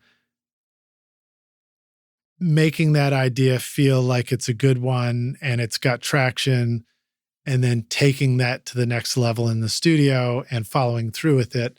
And one of the things I actually discovered a lot of things just by using Spire Studio. And one of them was allowing myself to put down a guitar idea first. So for example, in my situation, I was practicing a lot of what we call poetry scores. So somebody sent me a poem and then I'm like, all right, I'm going to turn this into a song. And I would put down a guitar idea first. Maybe there'd be an initial idea against one part of the poem for a lyric, but I put down the guitar and then I'd be like, all right, I'm just going to sing over that. And I'd allow myself to do a first vocal pass wherever the melody went, whatever like my first idea was. I tried to really respect that because I think there's something to be said for the very first idea you have versus overthinking it, And I found that it's remarkable if you take a first idea and you're like, yeah, that's good, but it's like kind of a mess, and then you maybe re-sing it following that same melody. And then the moment you double it, I don't know if you've ever experienced this, but it's like when you double a vocal, all of a sudden it goes from, just an idea to like, oh man, that's really cool. And like, boy, that singer must have really known what they were talking about when they came up with that idea. Have you found that? Yeah. Do you double vocals sometimes to like lock in an idea, or have you found some part of your creative process where if you just do this one thing, it sort of transforms it from just a whatever idea to, wow, there was a lot of intention with that idea? I know exactly what you mean with the doubling thing. And I think it's because it evokes a lot of our favorite music. Like for me, it evokes like Elliott Smith. I grew up listening to a ton of Elliott Smith. So like the minute I hear that doubled vocal, there's probably some subconscious thing in my head that's like, whoa, you sound just like that Elliott Smith song. Or like, because so much of it is like the music that really blows our minds. The music that like gives you goosebumps every time you listen to it and just does that thing that nothing else in the world can do. The thing that makes you say, that's what I want to do. I want to create music that makes other people feel the way that music makes me feel. Like it's that thing. I want to do that thing. So when you create something that's sort of evocative of that music that affects you, it's inspiring. That little light goes off like, oh, I'm on the right path. So like doubling your vocal, it instantly reminds you of, whatever. Maybe it's Elliott Smith, maybe it's John Lennon, maybe it's whoever. Yeah. John Lennon, who hated to double his vocals. I'm sure that's part of it. I wonder if it's also just the simple act of disguising ourselves a little bit, because I do think that is probably a core thing. Like, Yes, in the same way that definitely. writing something and then forgetting that you wrote it, so now you're just impersonating this mystery writer. It's like a disguising ourselves. It really is removing ourselves from ourselves. Like, we are our own obstacle, and like all the ways that you can just not own it so that you can re-own it. Really does help. There's probably some like insecurity that's like, I mean, every human being has to have some insecurity. Wait, like, you're insecure? I'm never insecure. Never. Just constantly. Only all the time. There's something about, hearing your own voice that's the same way it is when you're talking, or it's the same thing you've heard in your head your entire life. So when you hear that on the track, maybe there's something in your head that's like, oh, it's just me. It's nothing. It's just, boring old me. So the minute you can dress it up and it sounds different, it's like, oh, wait, well, now this is exciting, where it's dangerous. I have to stop myself from doubling all the time, because for some reason, I think because of all those reasons, I always want to do it. But to other people, it probably oftentimes sounds better without it.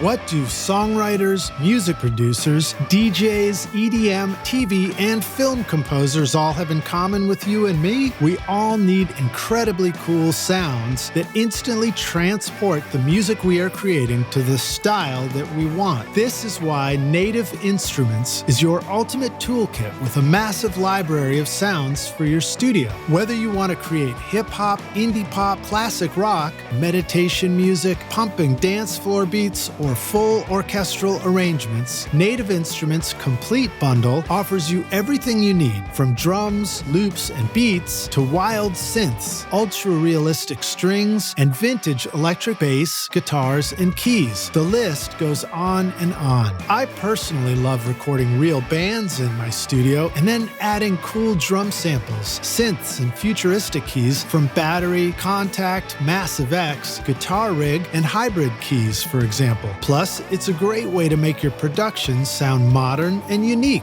Use the code ROCK10 to get 10% off, or get Complete Start for free today with a bundle of 2,000 sounds and 6 gigs of samples over at nativeinstruments.com.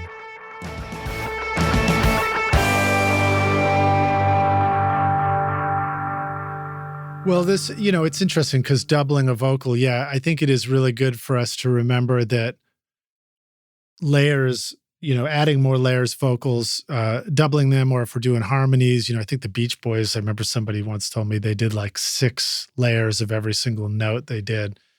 Those can create an amazing result, or they can actually take our production a little too far and we lose something. So, on your records, there is a quality to your voice which is really evocative. There's a storyteller in your records, Dave, that I think could get stepped on possibly if you doubled a vocal. Is that sort of what you're thinking when you think about that? Yeah, either me or someone else. I mean, sometimes it's other people. Like on the last album I made, the one called Cuts, it was the guy who mixed it is Chris Shaw, and he's an amazing mix engineer. Yeah, and he's great. I had a lot of stuff a certain way when I sent it to him. And I'll never forget, because I was really excited to have him mix it. He mixes all of Bob Dylan's records. I mean, he's like a really great, amazing, brilliant mix engineer. So I was really excited to hear. I can't wait to hear how my stuff sounds, having him work on it. Now, never forget, I got the first 1 or 2 tracks back from him, and he's like, "Oh, what do you think?" And I played it, and I was like, "Oh no, what am I gonna do?" Like, my first reaction is like, "This just doesn't sound good." I was like, "How is this possible? Like, what is going on?" Because it just sounded so different from what I was imagining and what I was used to, and what. So I was like, what am I going to say to him? Oh God, this is so disappointing. Um, I and I know was like, that well, experience and that feeling, and it's a real challenge. so I was like, let me sleep on it. Let me just sleep on it and I'll call him tomorrow. And in the morning, I played it again. And I was like, is there any chance that maybe the brilliant Grammy winning mix engineer knows what he's doing here? Like maybe maybe I should listen again with more of an open mind, which is really hard to do. Yeah. And so I had to really, really try. It's kind of like letting yourself fall or something. Like there's certain things that are hard to do, but I really had to try to imagine, to listen to it with no biases and just think, okay, imagine you've never heard this before in your life. And like the clouds just parted and like a light went off. And I was like, oh my God, wait, this sounds amazing. And like, of course, in hindsight, I'm like, yeah, big shock. Like he knows what he's doing more than me. Yeah. But like, it's hard to separate yourself from when you're that close to it. It's very difficult to work with other people. And I'm glad you brought that up. I've experienced similar stuff. So for example, working with another mixer, same story, working with another engineer as a early production, just working with somebody else playing an instrument in the studio and going through that struggle of learning when to give feedback and when to withhold feedback. So like if it's an instrument, if you brought a guitar player in and they're coming up with something, it can be easy initially to sit there on the talkback and, guide them through every single note. And next thing you know, you've worn everybody out, including yourself and the musician. And you end up with something that, you feel like you sort of had control over, but then it might lay flat in the end, versus learning to bring in a great guitar player and just letting them do their thing and maybe a little bit of guidance here and there, but letting them let their voice come through so that it's got this real genuine quality. And I think, as you point out, it's the same thing with working with a mixer or a mastering engineer. How come they don't call them masterers? Masterer. It's easy to say mixer.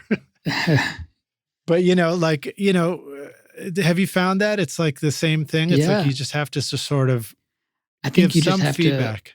You have to find the right people. You got to find the right people to collaborate with, and you need to trust them, and you need to let go. And it's hard because sometimes these songs or whatever you're making, it's something you feel a real attachment to, and it's sort of like letting it fly out of the nest or whatever. But you got to let it go, and you got to trust. And there's a chance it might not work out, and you got to be okay with that. Because doing everything all by yourself is a guaranteed path to good, not great, unless you're truly a remarkably talented everything, which you're probably not. I mean, even Prince had engineers. Oh, exactly. I mean, I think of all the great artists, whether, David Bowie or Bjork or whoever. I mean, like, you name it, like they'll say the same thing. Like, they're part of what makes them so great is they pick the right people to collaborate with. Yeah. And some of these great moments on the records, you assume it's all them orchestrating everything, but the reality is the geniuses they surround themselves with are the ones responsible for a lot of the stuff. Yeah, I think there's huge impact in collaboration. So like in my experience, I've found that things that I collaborate with people on ultimately are better, better end results. And it's a good reminder to understand that really at the core of that is our ability to collaborate with people. So sure, you can make the wrong choice. You could pick the wrong guitar player for your guitar solo on the song. But your ability to train yourself to do more collaboration and learn how to collaborate also gives you that ability to make the right call when it's time to say, thanks for coming in and doing that overdub. That wasn't, I'm going to call Joe tomorrow to come in and replace it. Maybe you don't tell the first guitar player, but I mean, that comes from allowing yourself to grow in your ability to collaborate. And same thing with mixing and stuff like that. I mean, I imagine it would be pretty frustrating to go through multiple mixers. And I know people have done that on records, or even multiple mastering engineers. But I do think that we get the chance to do that because we do have the opportunity to do our own rough mix first. And at least there's two versions of the mix. There's the one we did and then the one that was mixed after that. And, if you're smart, you give your rough mix to the mixer so that at least they know where you were coming from too. Yeah. Yep. For sure. Was that part of your experience with Chris? Did you send him roughs that you had done and did they have sort of a doubled vocal take that he singled out? I think there was a lot of stuff on there that he probably laughed at and immediately he probably just immediately took everything off of whatever I had on it, which I'm very grateful for. Yeah. Well, that's cool, man. So let's see, what other questions do I want to ask? What have I not asked you about? What have we not talked about yet? You know what I haven't asked you about your studio? Just tell us about you're somebody who has had years in music industry. You're connected and exposed to all the possibilities for a studio. Did you decide yourself to build a big, flashy recording studio as part of your world? Or did you find that a certain version of a home studio is the perfect fit for you because it allows you to, maybe create to a certain level, but then you collaborate with other studios and other people like Chris, for example, to do other aspects of making a record? Yeah, for me, it was always 100% just all I care about is a good mic. Like I'm just trying to capture stuff and then I'm going to send it off to someone else to mix it. Before it was Chris, it was Paul Coldery, and he's another great mixer. Because I just want to capture the moment and then hand it off to someone else who can make it sound good. Because there's only so many things you can assign your brain to and spend your time thinking about. So tell us a little bit about some of the moments you'd like to capture in your own studio. Is it primarily the guitar, an acoustic guitar part and your vocal? Is it, do you actually also want to capture drums, or do you want to, record as a 3-piece in your home studio? What are some of the ways that you want to be set up? I never do drums at home, but that's mostly just because my music is not drum based. A lot of it is it's just like a different vibe, and also like a lot of times the stuff I'm recording are just ideas that I end up doing again in a different environment. So my home, you might even describe the home studio as a place to sketch or demo the song, and you might continue it in a bigger pro studio or something. Yeah, exactly. I've just got like a piano, a couple guitars, a bass, a bunch of nice mics, and then all the Kontakt stuff, to like play around with different sounds and just some of it is even just trying to figure out what songs are good and which songs aren't. Like I'll have a bunch of stuff and it's not until I start recording it and playing it that I'm like, you know what? I feel like this one just isn't really meant to be, at least not now. And other ones I might be like on the fence about it, but when I start laying down some tracks and putting in some different sounds and things, I start to realize like, oh, wow, I actually wasn't sure about this, but I can see the light. It's not until I start kind of messing around with it that I can kind of get inside the song and see if it has that special thing going on with it. But that's all at home. And in terms of serious recording, there's a place here. Actually, you introduced me to Ryan, who's got a studio here, who really appreciate the introduction because we've been working together and hanging out together. And I've quickly come to realize that that's the best studio in Maine. Wow. he's great. He's got so much good stuff over there. The vibe is amazing. He's got a big API board and PMC speakers. And it's really like everything you would ever want in a studio.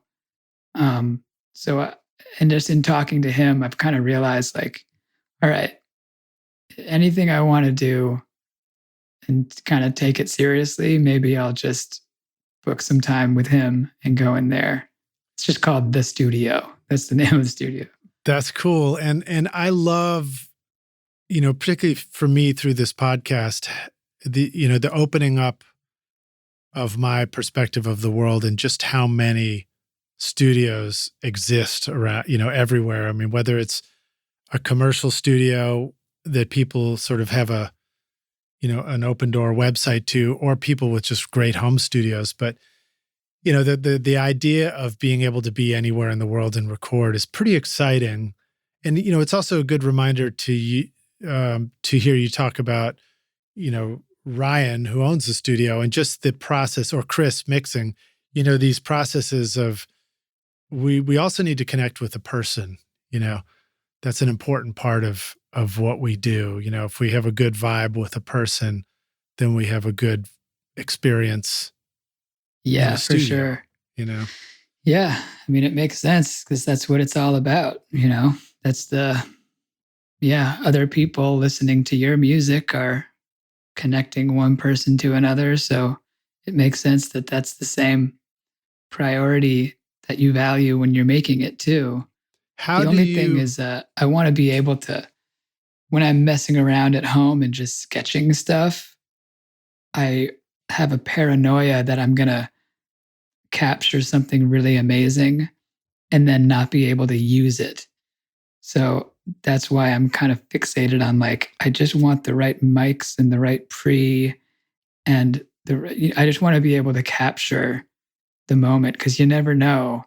You stumble upon some amazing thing, and then I would probably take it into Ryan's studio and build it out from there. But at least that initial seed, it would be good to be able to preserve it. Yeah, I think that is smart. And it, for those of us who sing and play a guitar, actually for anybody who's using stuff like Kontakt, it's almost like cheating, because the very first thing you record is automatically going to be incredibly high quality. It's when you create with sounds in the computer, you're starting out almost at the finish line with sounds sometimes, which is pretty cool.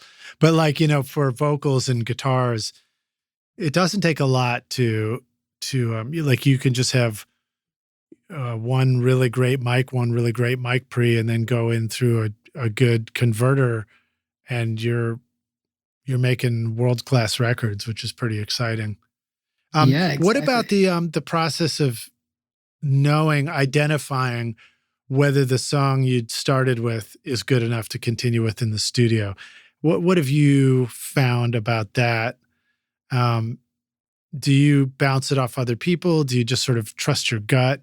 How do you know it's not a dog of a song? And I say that, trust my gut. I say that as a dog lover. Yeah, I think I actually think that's one thing that I think I'm good at, is knowing which ones of my own songs are good and which ones aren't. Because I go through, I'll write songs for years, for like 3 years or 4 before feeling like I'm ready to go to make an album. And it's because I'll, over the course of years, write songs that I just don't think are good enough. Is it the lyrics? It's just like everything. It's just like everything about it. I'm just like, you know what? It's good. It's just not great. Yeah. And then certain things I think are great. And that's with the asterisk of like, it's great in my opinion. There might be 12 people in the world who agree with me, but like, I couldn't care less about, if I'm just making records for a handful of my friends, that's cool. Like, I'm not like, I just like making stuff, and I like making stuff that I'm proud of. And I have no control over what anyone else thinks. And I'm also like not in a position in my life to be out like promoting it like crazy or touring or any of that stuff. So like, you know, for all I know, there's only a dozen people in the world who ever would possibly care about any of these songs that I make. But even if that were true, I'm like, well, that's cool. So then I'm going to make records for those 12 people. And that's my little audience. And that's awesome. But so Rockstars, make sure you go listen right now. We're going to double that number before you know, I will make another 4.5 cents from Spotify. Yeah. No, I think it's core that you have to love doing this, and you have to, you know, the love of making music has to be what drives us. And I mean, you know, that's actually pretty good. It's like if I'm eating, I got a place to live and life feels all right, and I've got my health, but I'm also loving making the music I do, then I'm not sure what else I really would want. You know, I mean, that's certainly loving making music is what got me started. Yes. It's the same with food. Like you might be really proud of a meal that you cook, and it doesn't mean you're like basing some kind of idea of success on how many other people taste that food and feel the same way or something. You know, you're like, you just made a great meal and enjoyed it, or like for yourself or your family or whatever. I kind of feel the same way about making music. Like, it's just like, I make music that I would like to eat. Yeah. I will add to that though, and say the collaborative experience, like the group experience of enjoying music, is pretty important. I mean, I do enjoy stuff just by myself, but I really enjoy stuff when me and my friends who made the music are sitting around enjoying it. That is a great experience, you know? I mean, like the bonding aspect of being in a band, having friends and creating together is worth a lot to me. And it's such an important thing. And I wish I had more of it. For me, it's that group on the island every June. Yeah. It's really, and I say this to them all the time, and they always like roll their eyes at me because I've said it so many times. Everyone's sick of hearing it, but I love you guys. Pretty much. But they're like, we're a band, you know, there's a group of us. It feels like we're like a little wrecking crew, because it's like, there's like 13 or 14 of us who have been doing this now for over a decade. And it's such a special, unique thing that we do together. And we know each other so well musically. We can all like really read each other's minds in terms of how we play and how we write and who's doing what when we all play together. That, you know, I don't know if anyone else has really developed musically in this strange way that we have together, but it's the kind of thing that takes a good 10 plus years to develop, and we've done it. So it feels like we're just this unique band.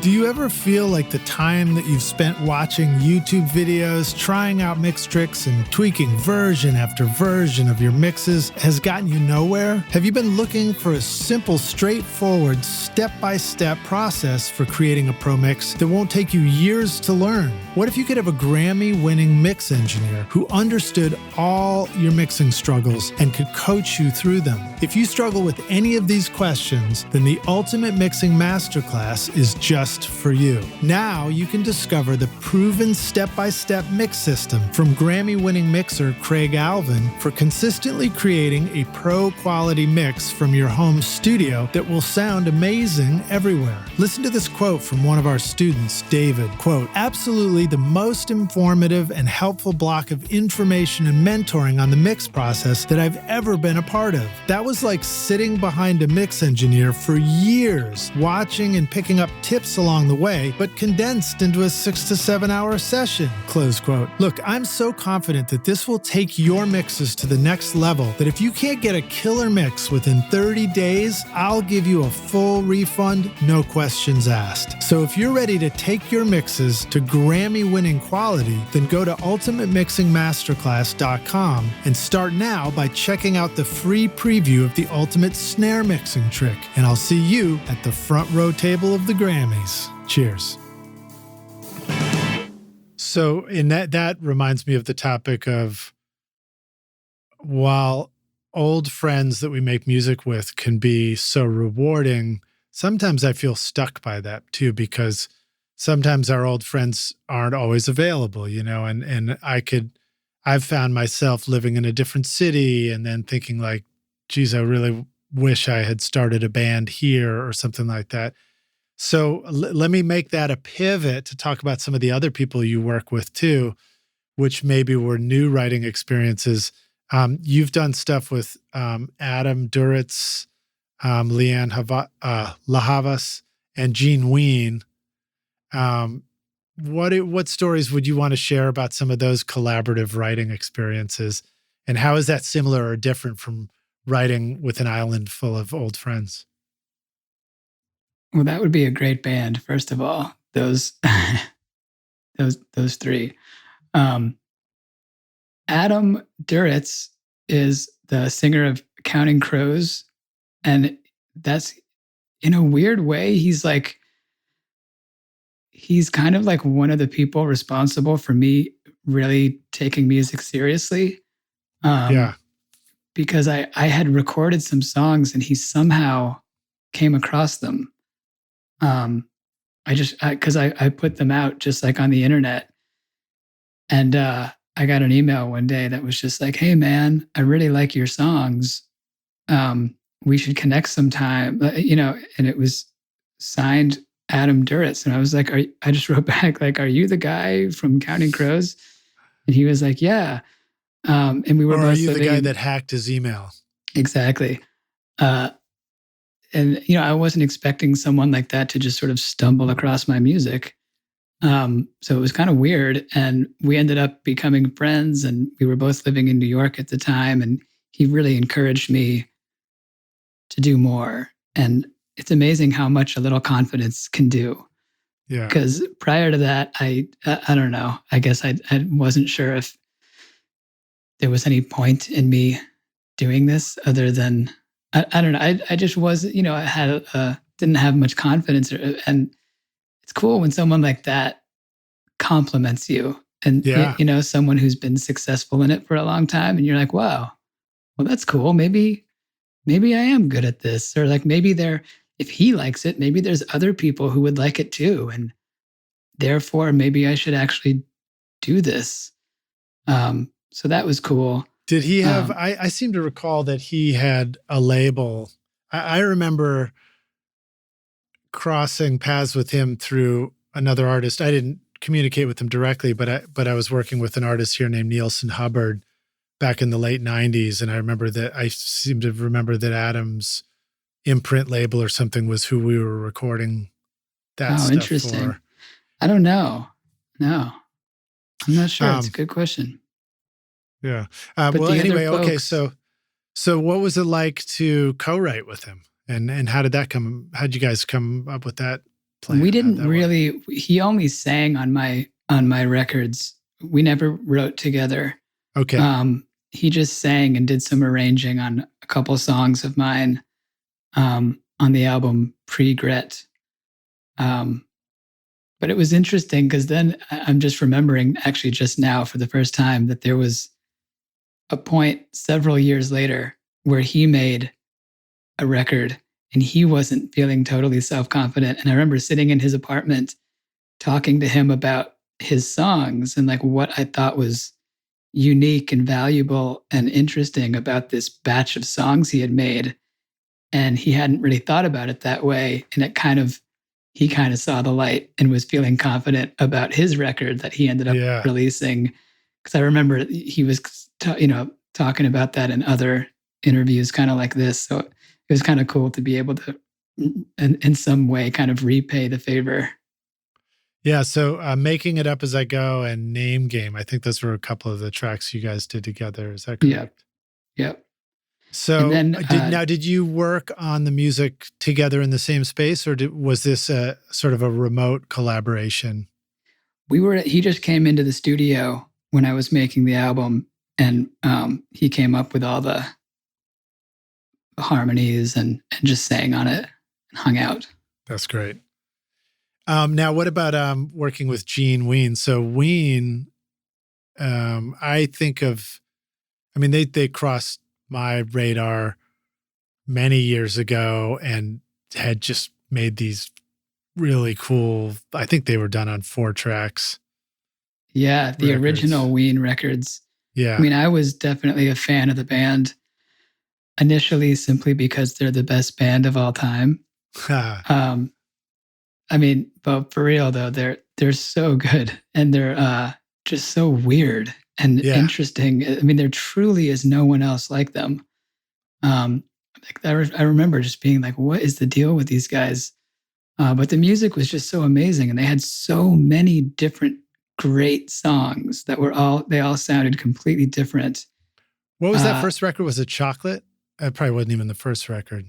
I forget that. No, Chocolate and Cheese came later. There was one called God, Ween, Satan. No, right. That may have been the first one. And it was almost like I'm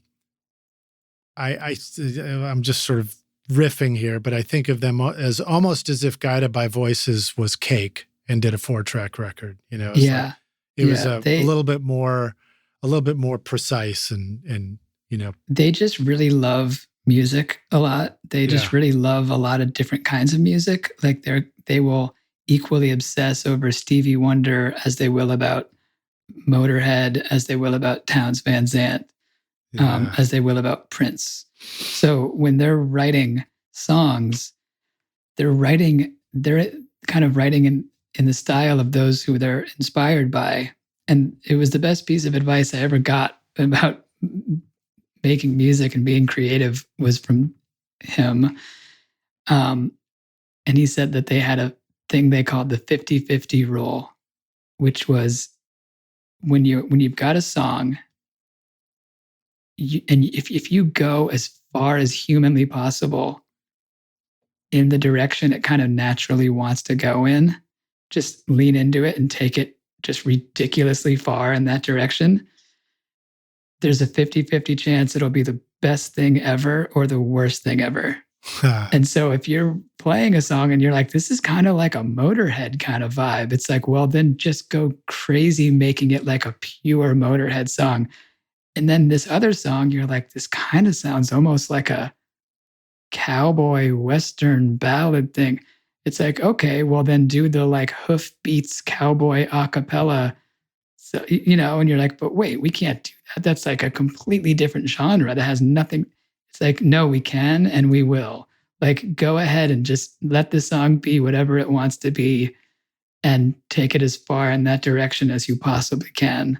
That's what I remember is that they did a record called 12 Golden Country Greats where I think they came to Nashville, and I think they did it in Nashville, and they just tracked a bunch of country songs, and it was like a whole new direction. They did. And they actually, I mean, that sounds like a lot of fun as an artist to do that kind of stuff. They had a lot of very offensive lyrical content.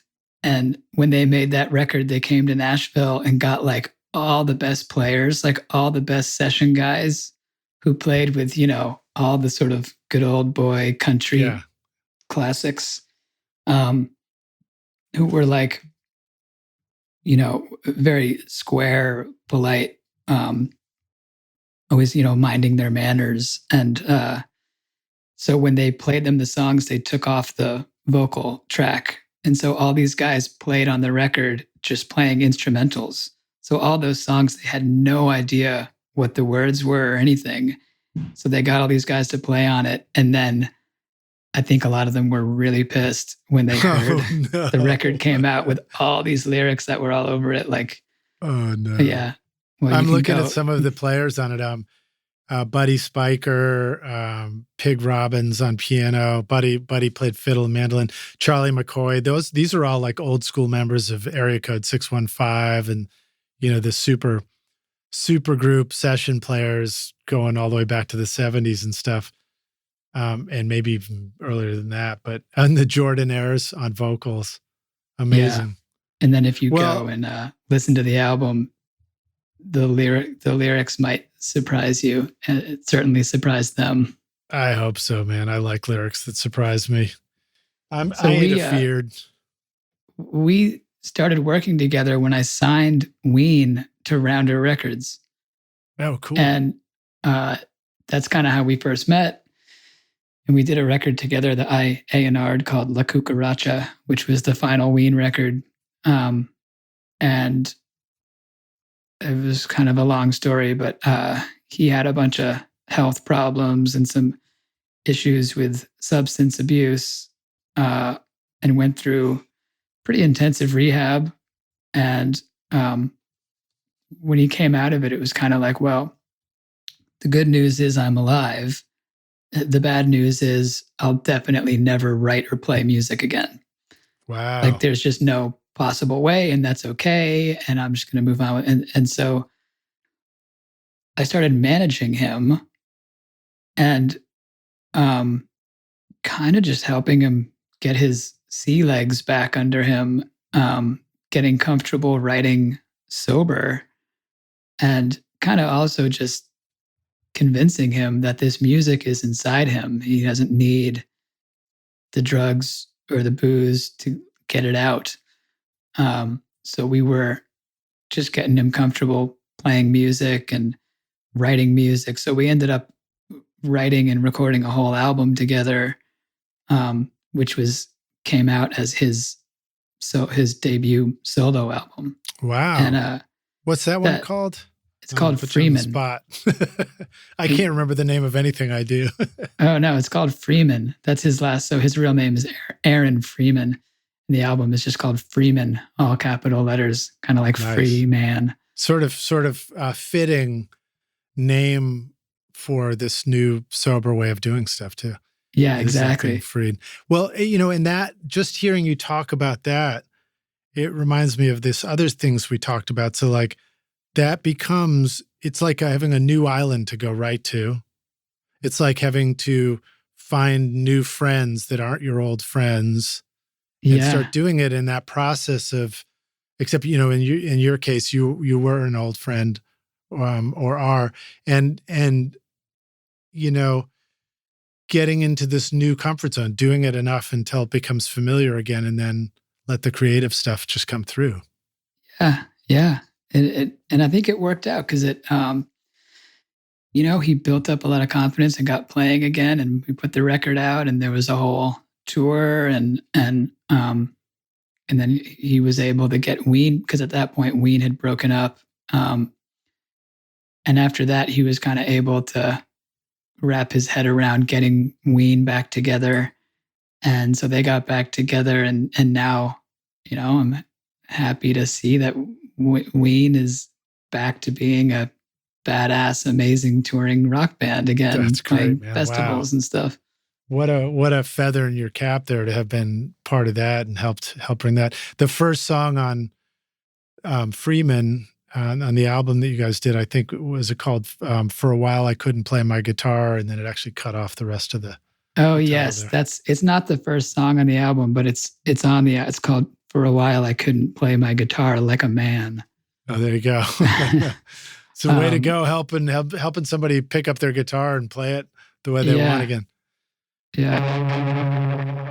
This podcast is proud to present Recording Studio Rockstars Academy. Are you ready to take your recording, mixing, and mastering to the next level and make your best record ever? Then visit the Academy to find the course that's right for you. Want to record killer drums in your home studio? Then check out Rockstars of Drums to learn how to record, edit, and mix pro-sounding drums with a professional Nashville session drummer in a Grammy-winning studio. Or if you're ready to start mastering your own records at home, then check out Rockstars of Mastering, where I walk you through exactly how I master my own records using nothing but plugins. Plus, I take you into a world-class mastering studio, Sterling Sound, to meet with Ryan Smith and hear how he professionally mastered my record, Skadoosh, for release to streaming platforms. That's the music you hear on this podcast, Rockstars. And if mixing is your focus, then check out my free mixing course, Mix Master Bundle, where I show you how to mix using stock and free plugins in Pro Tools. Plus, you get a look at how I recorded everything in my studio and multi-track downloads for you to practice mixing and even upload to your website if you want. Are you ready to make your best record ever? Then go to recordingstudiorockstars.com/academy to get started now. Well, that's pretty amazing, man. So let's see. I know we're running out on time here. One of the things we didn't even mention, we didn't talk much about yet, was Plugin Alliance. Was that are there certain?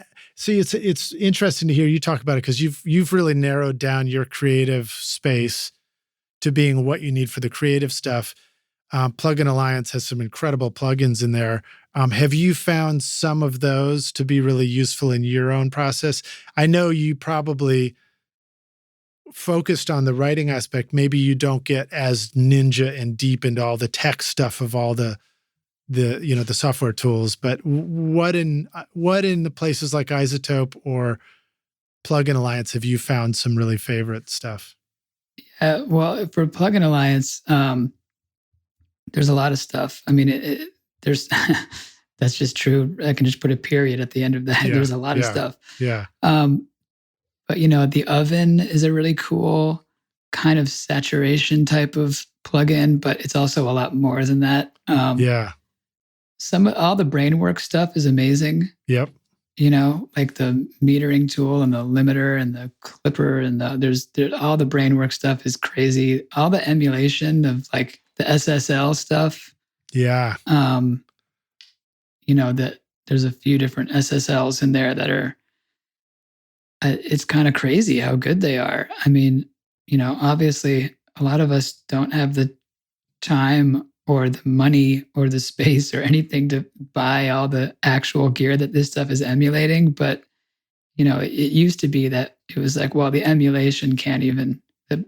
emulation can't even come close to the real thing. Yeah. But, the fact is that's not true anymore. So in your experience, as somebody who maybe is starting with acoustic guitar and vocals, it's interesting to hear you bring up like the Oven, for example, which is a really cool saturation plugin. It's a fascinating, I mean, it's like, it's some really minutia mastering kind of stuff, although I think it does extreme stuff too. But it just reminds me that you might find that a lot of the tools that really turn you on are ones that enhance like subtle warmth and saturation in a vocal and a finger-picked guitar and stuff. Is that accurate or fair to say? Well, kind of, but I like playing around with them just to play around with them. Yeah. And just to see how they work. When it comes to actually using them, like on my own music, I just trust other people more than myself. So I like when you're at the engineering or mixing stage. Yeah. Or that kind of stuff, yeah. I just don't trust myself. They're like weapons that I don't trust myself with. Or like, to use the food analogy again, it's like I just would end up putting way too much salt on everything if it were up to me. So I'm able to be like, wow, that salt is really delicious. But like, I'm going to let someone else, season the food. Yeah. Have you messed with the Oberhausen synth? No, the BX. I haven't. The OBX. Yeah, that one is really cool. That's a lot of fun. Some There's of the so ones, many things. There's like hundreds of things. I know. There's so much stuff. Some of the ones, I'll just give a shout out to some that have become my recent favorites. I've been doing a ton of mixing using the Townhouse compressor.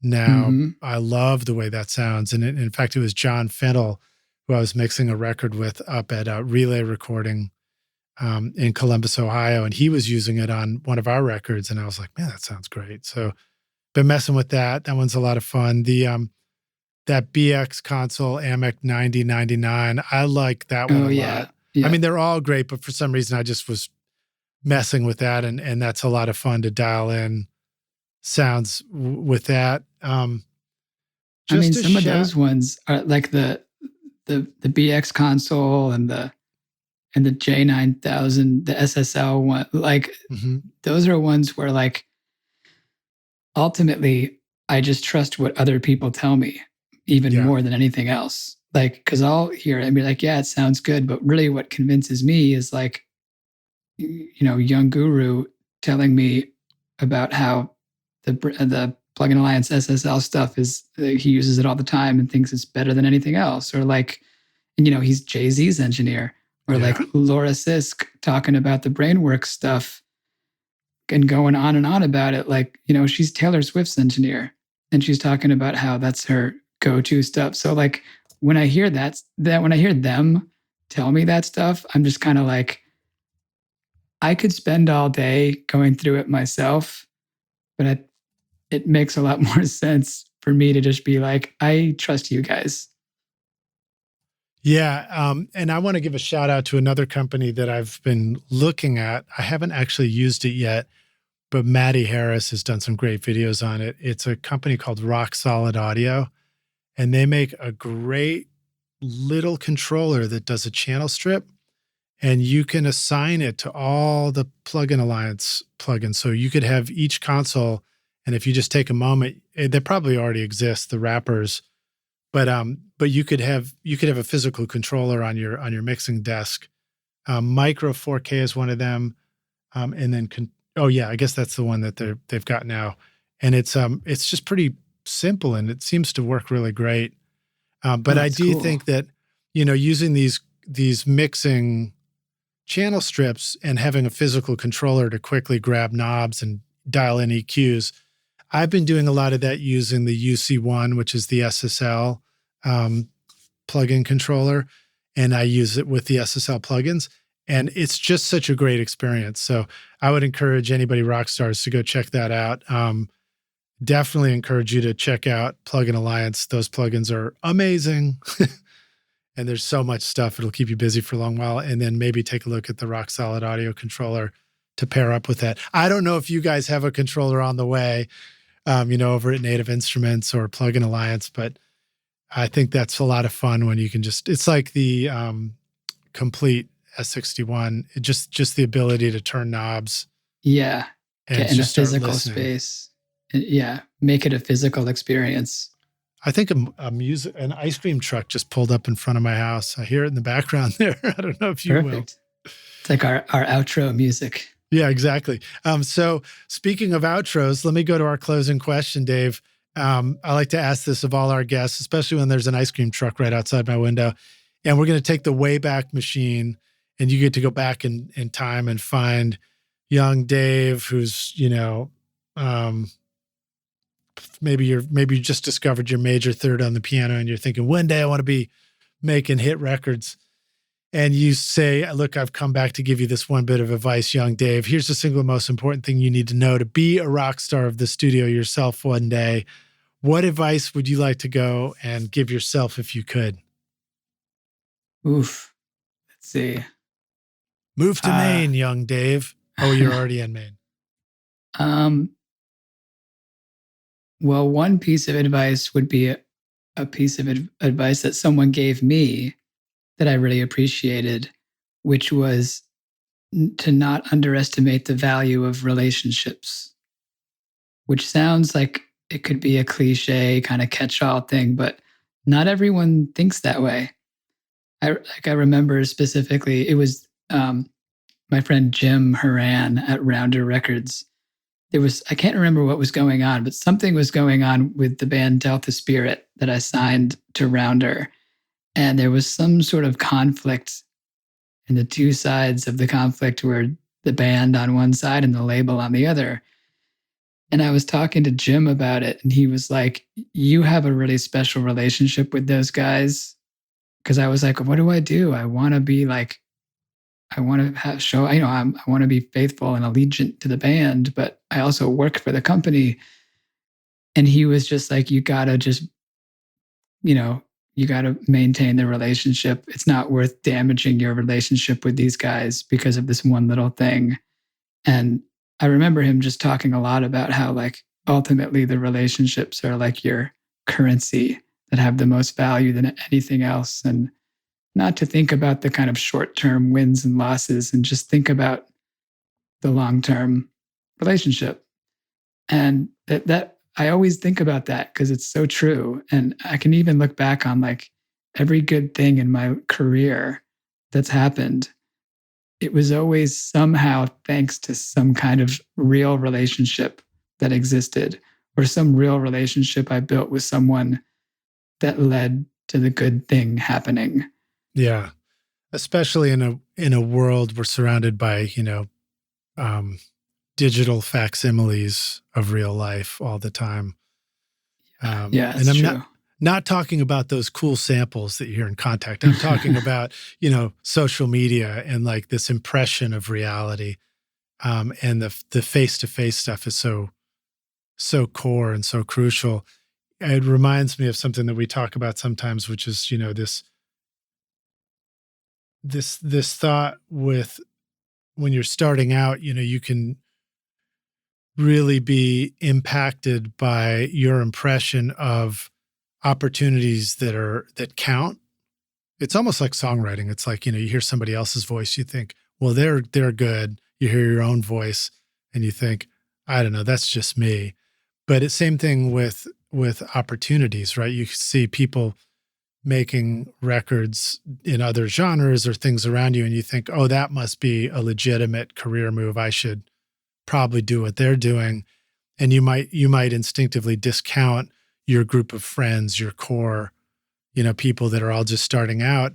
But I think it's good to hear you remind us to just be encouraged to know that the people we know right now are friends right in college, right in high school even, these people that are close to us, nobody's famous yet, but that might be your biggest opportunity, keep those friends close through your life and career because it can really mean a lot and it can really turn into the best thing you ever did. Yeah, it's true. And it's more important. Ultimately, those things are more important anyway.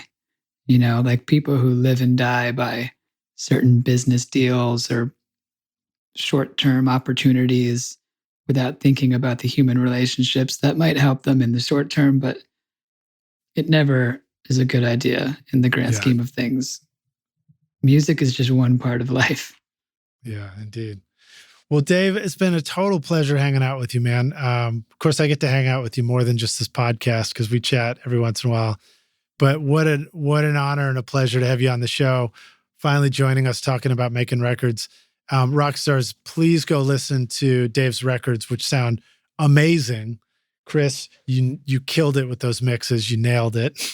and if anyone has, for anyone who's listened this far into the podcast, I feel like you should call me up and talk to me for 2 hours about yourself now, just to balance it out. So if you're listening, hit me up and tell me about yourself. Yeah. So where should the Rockstars go if they want to connect with you and learn more about you and your music or just get in touch with you? Probably just Instagram, typical answer, but it's easy. Right. I'm there. Dave Godowsky. Dave Godowsky. All right, Rockstars. Thanks for listening. Dave, always a pleasure to hang out with you, man. Thanks for sharing your life story with us. Thank you. Thanks for having me. All right, man. Talk soon, dude. Bye. Cheers.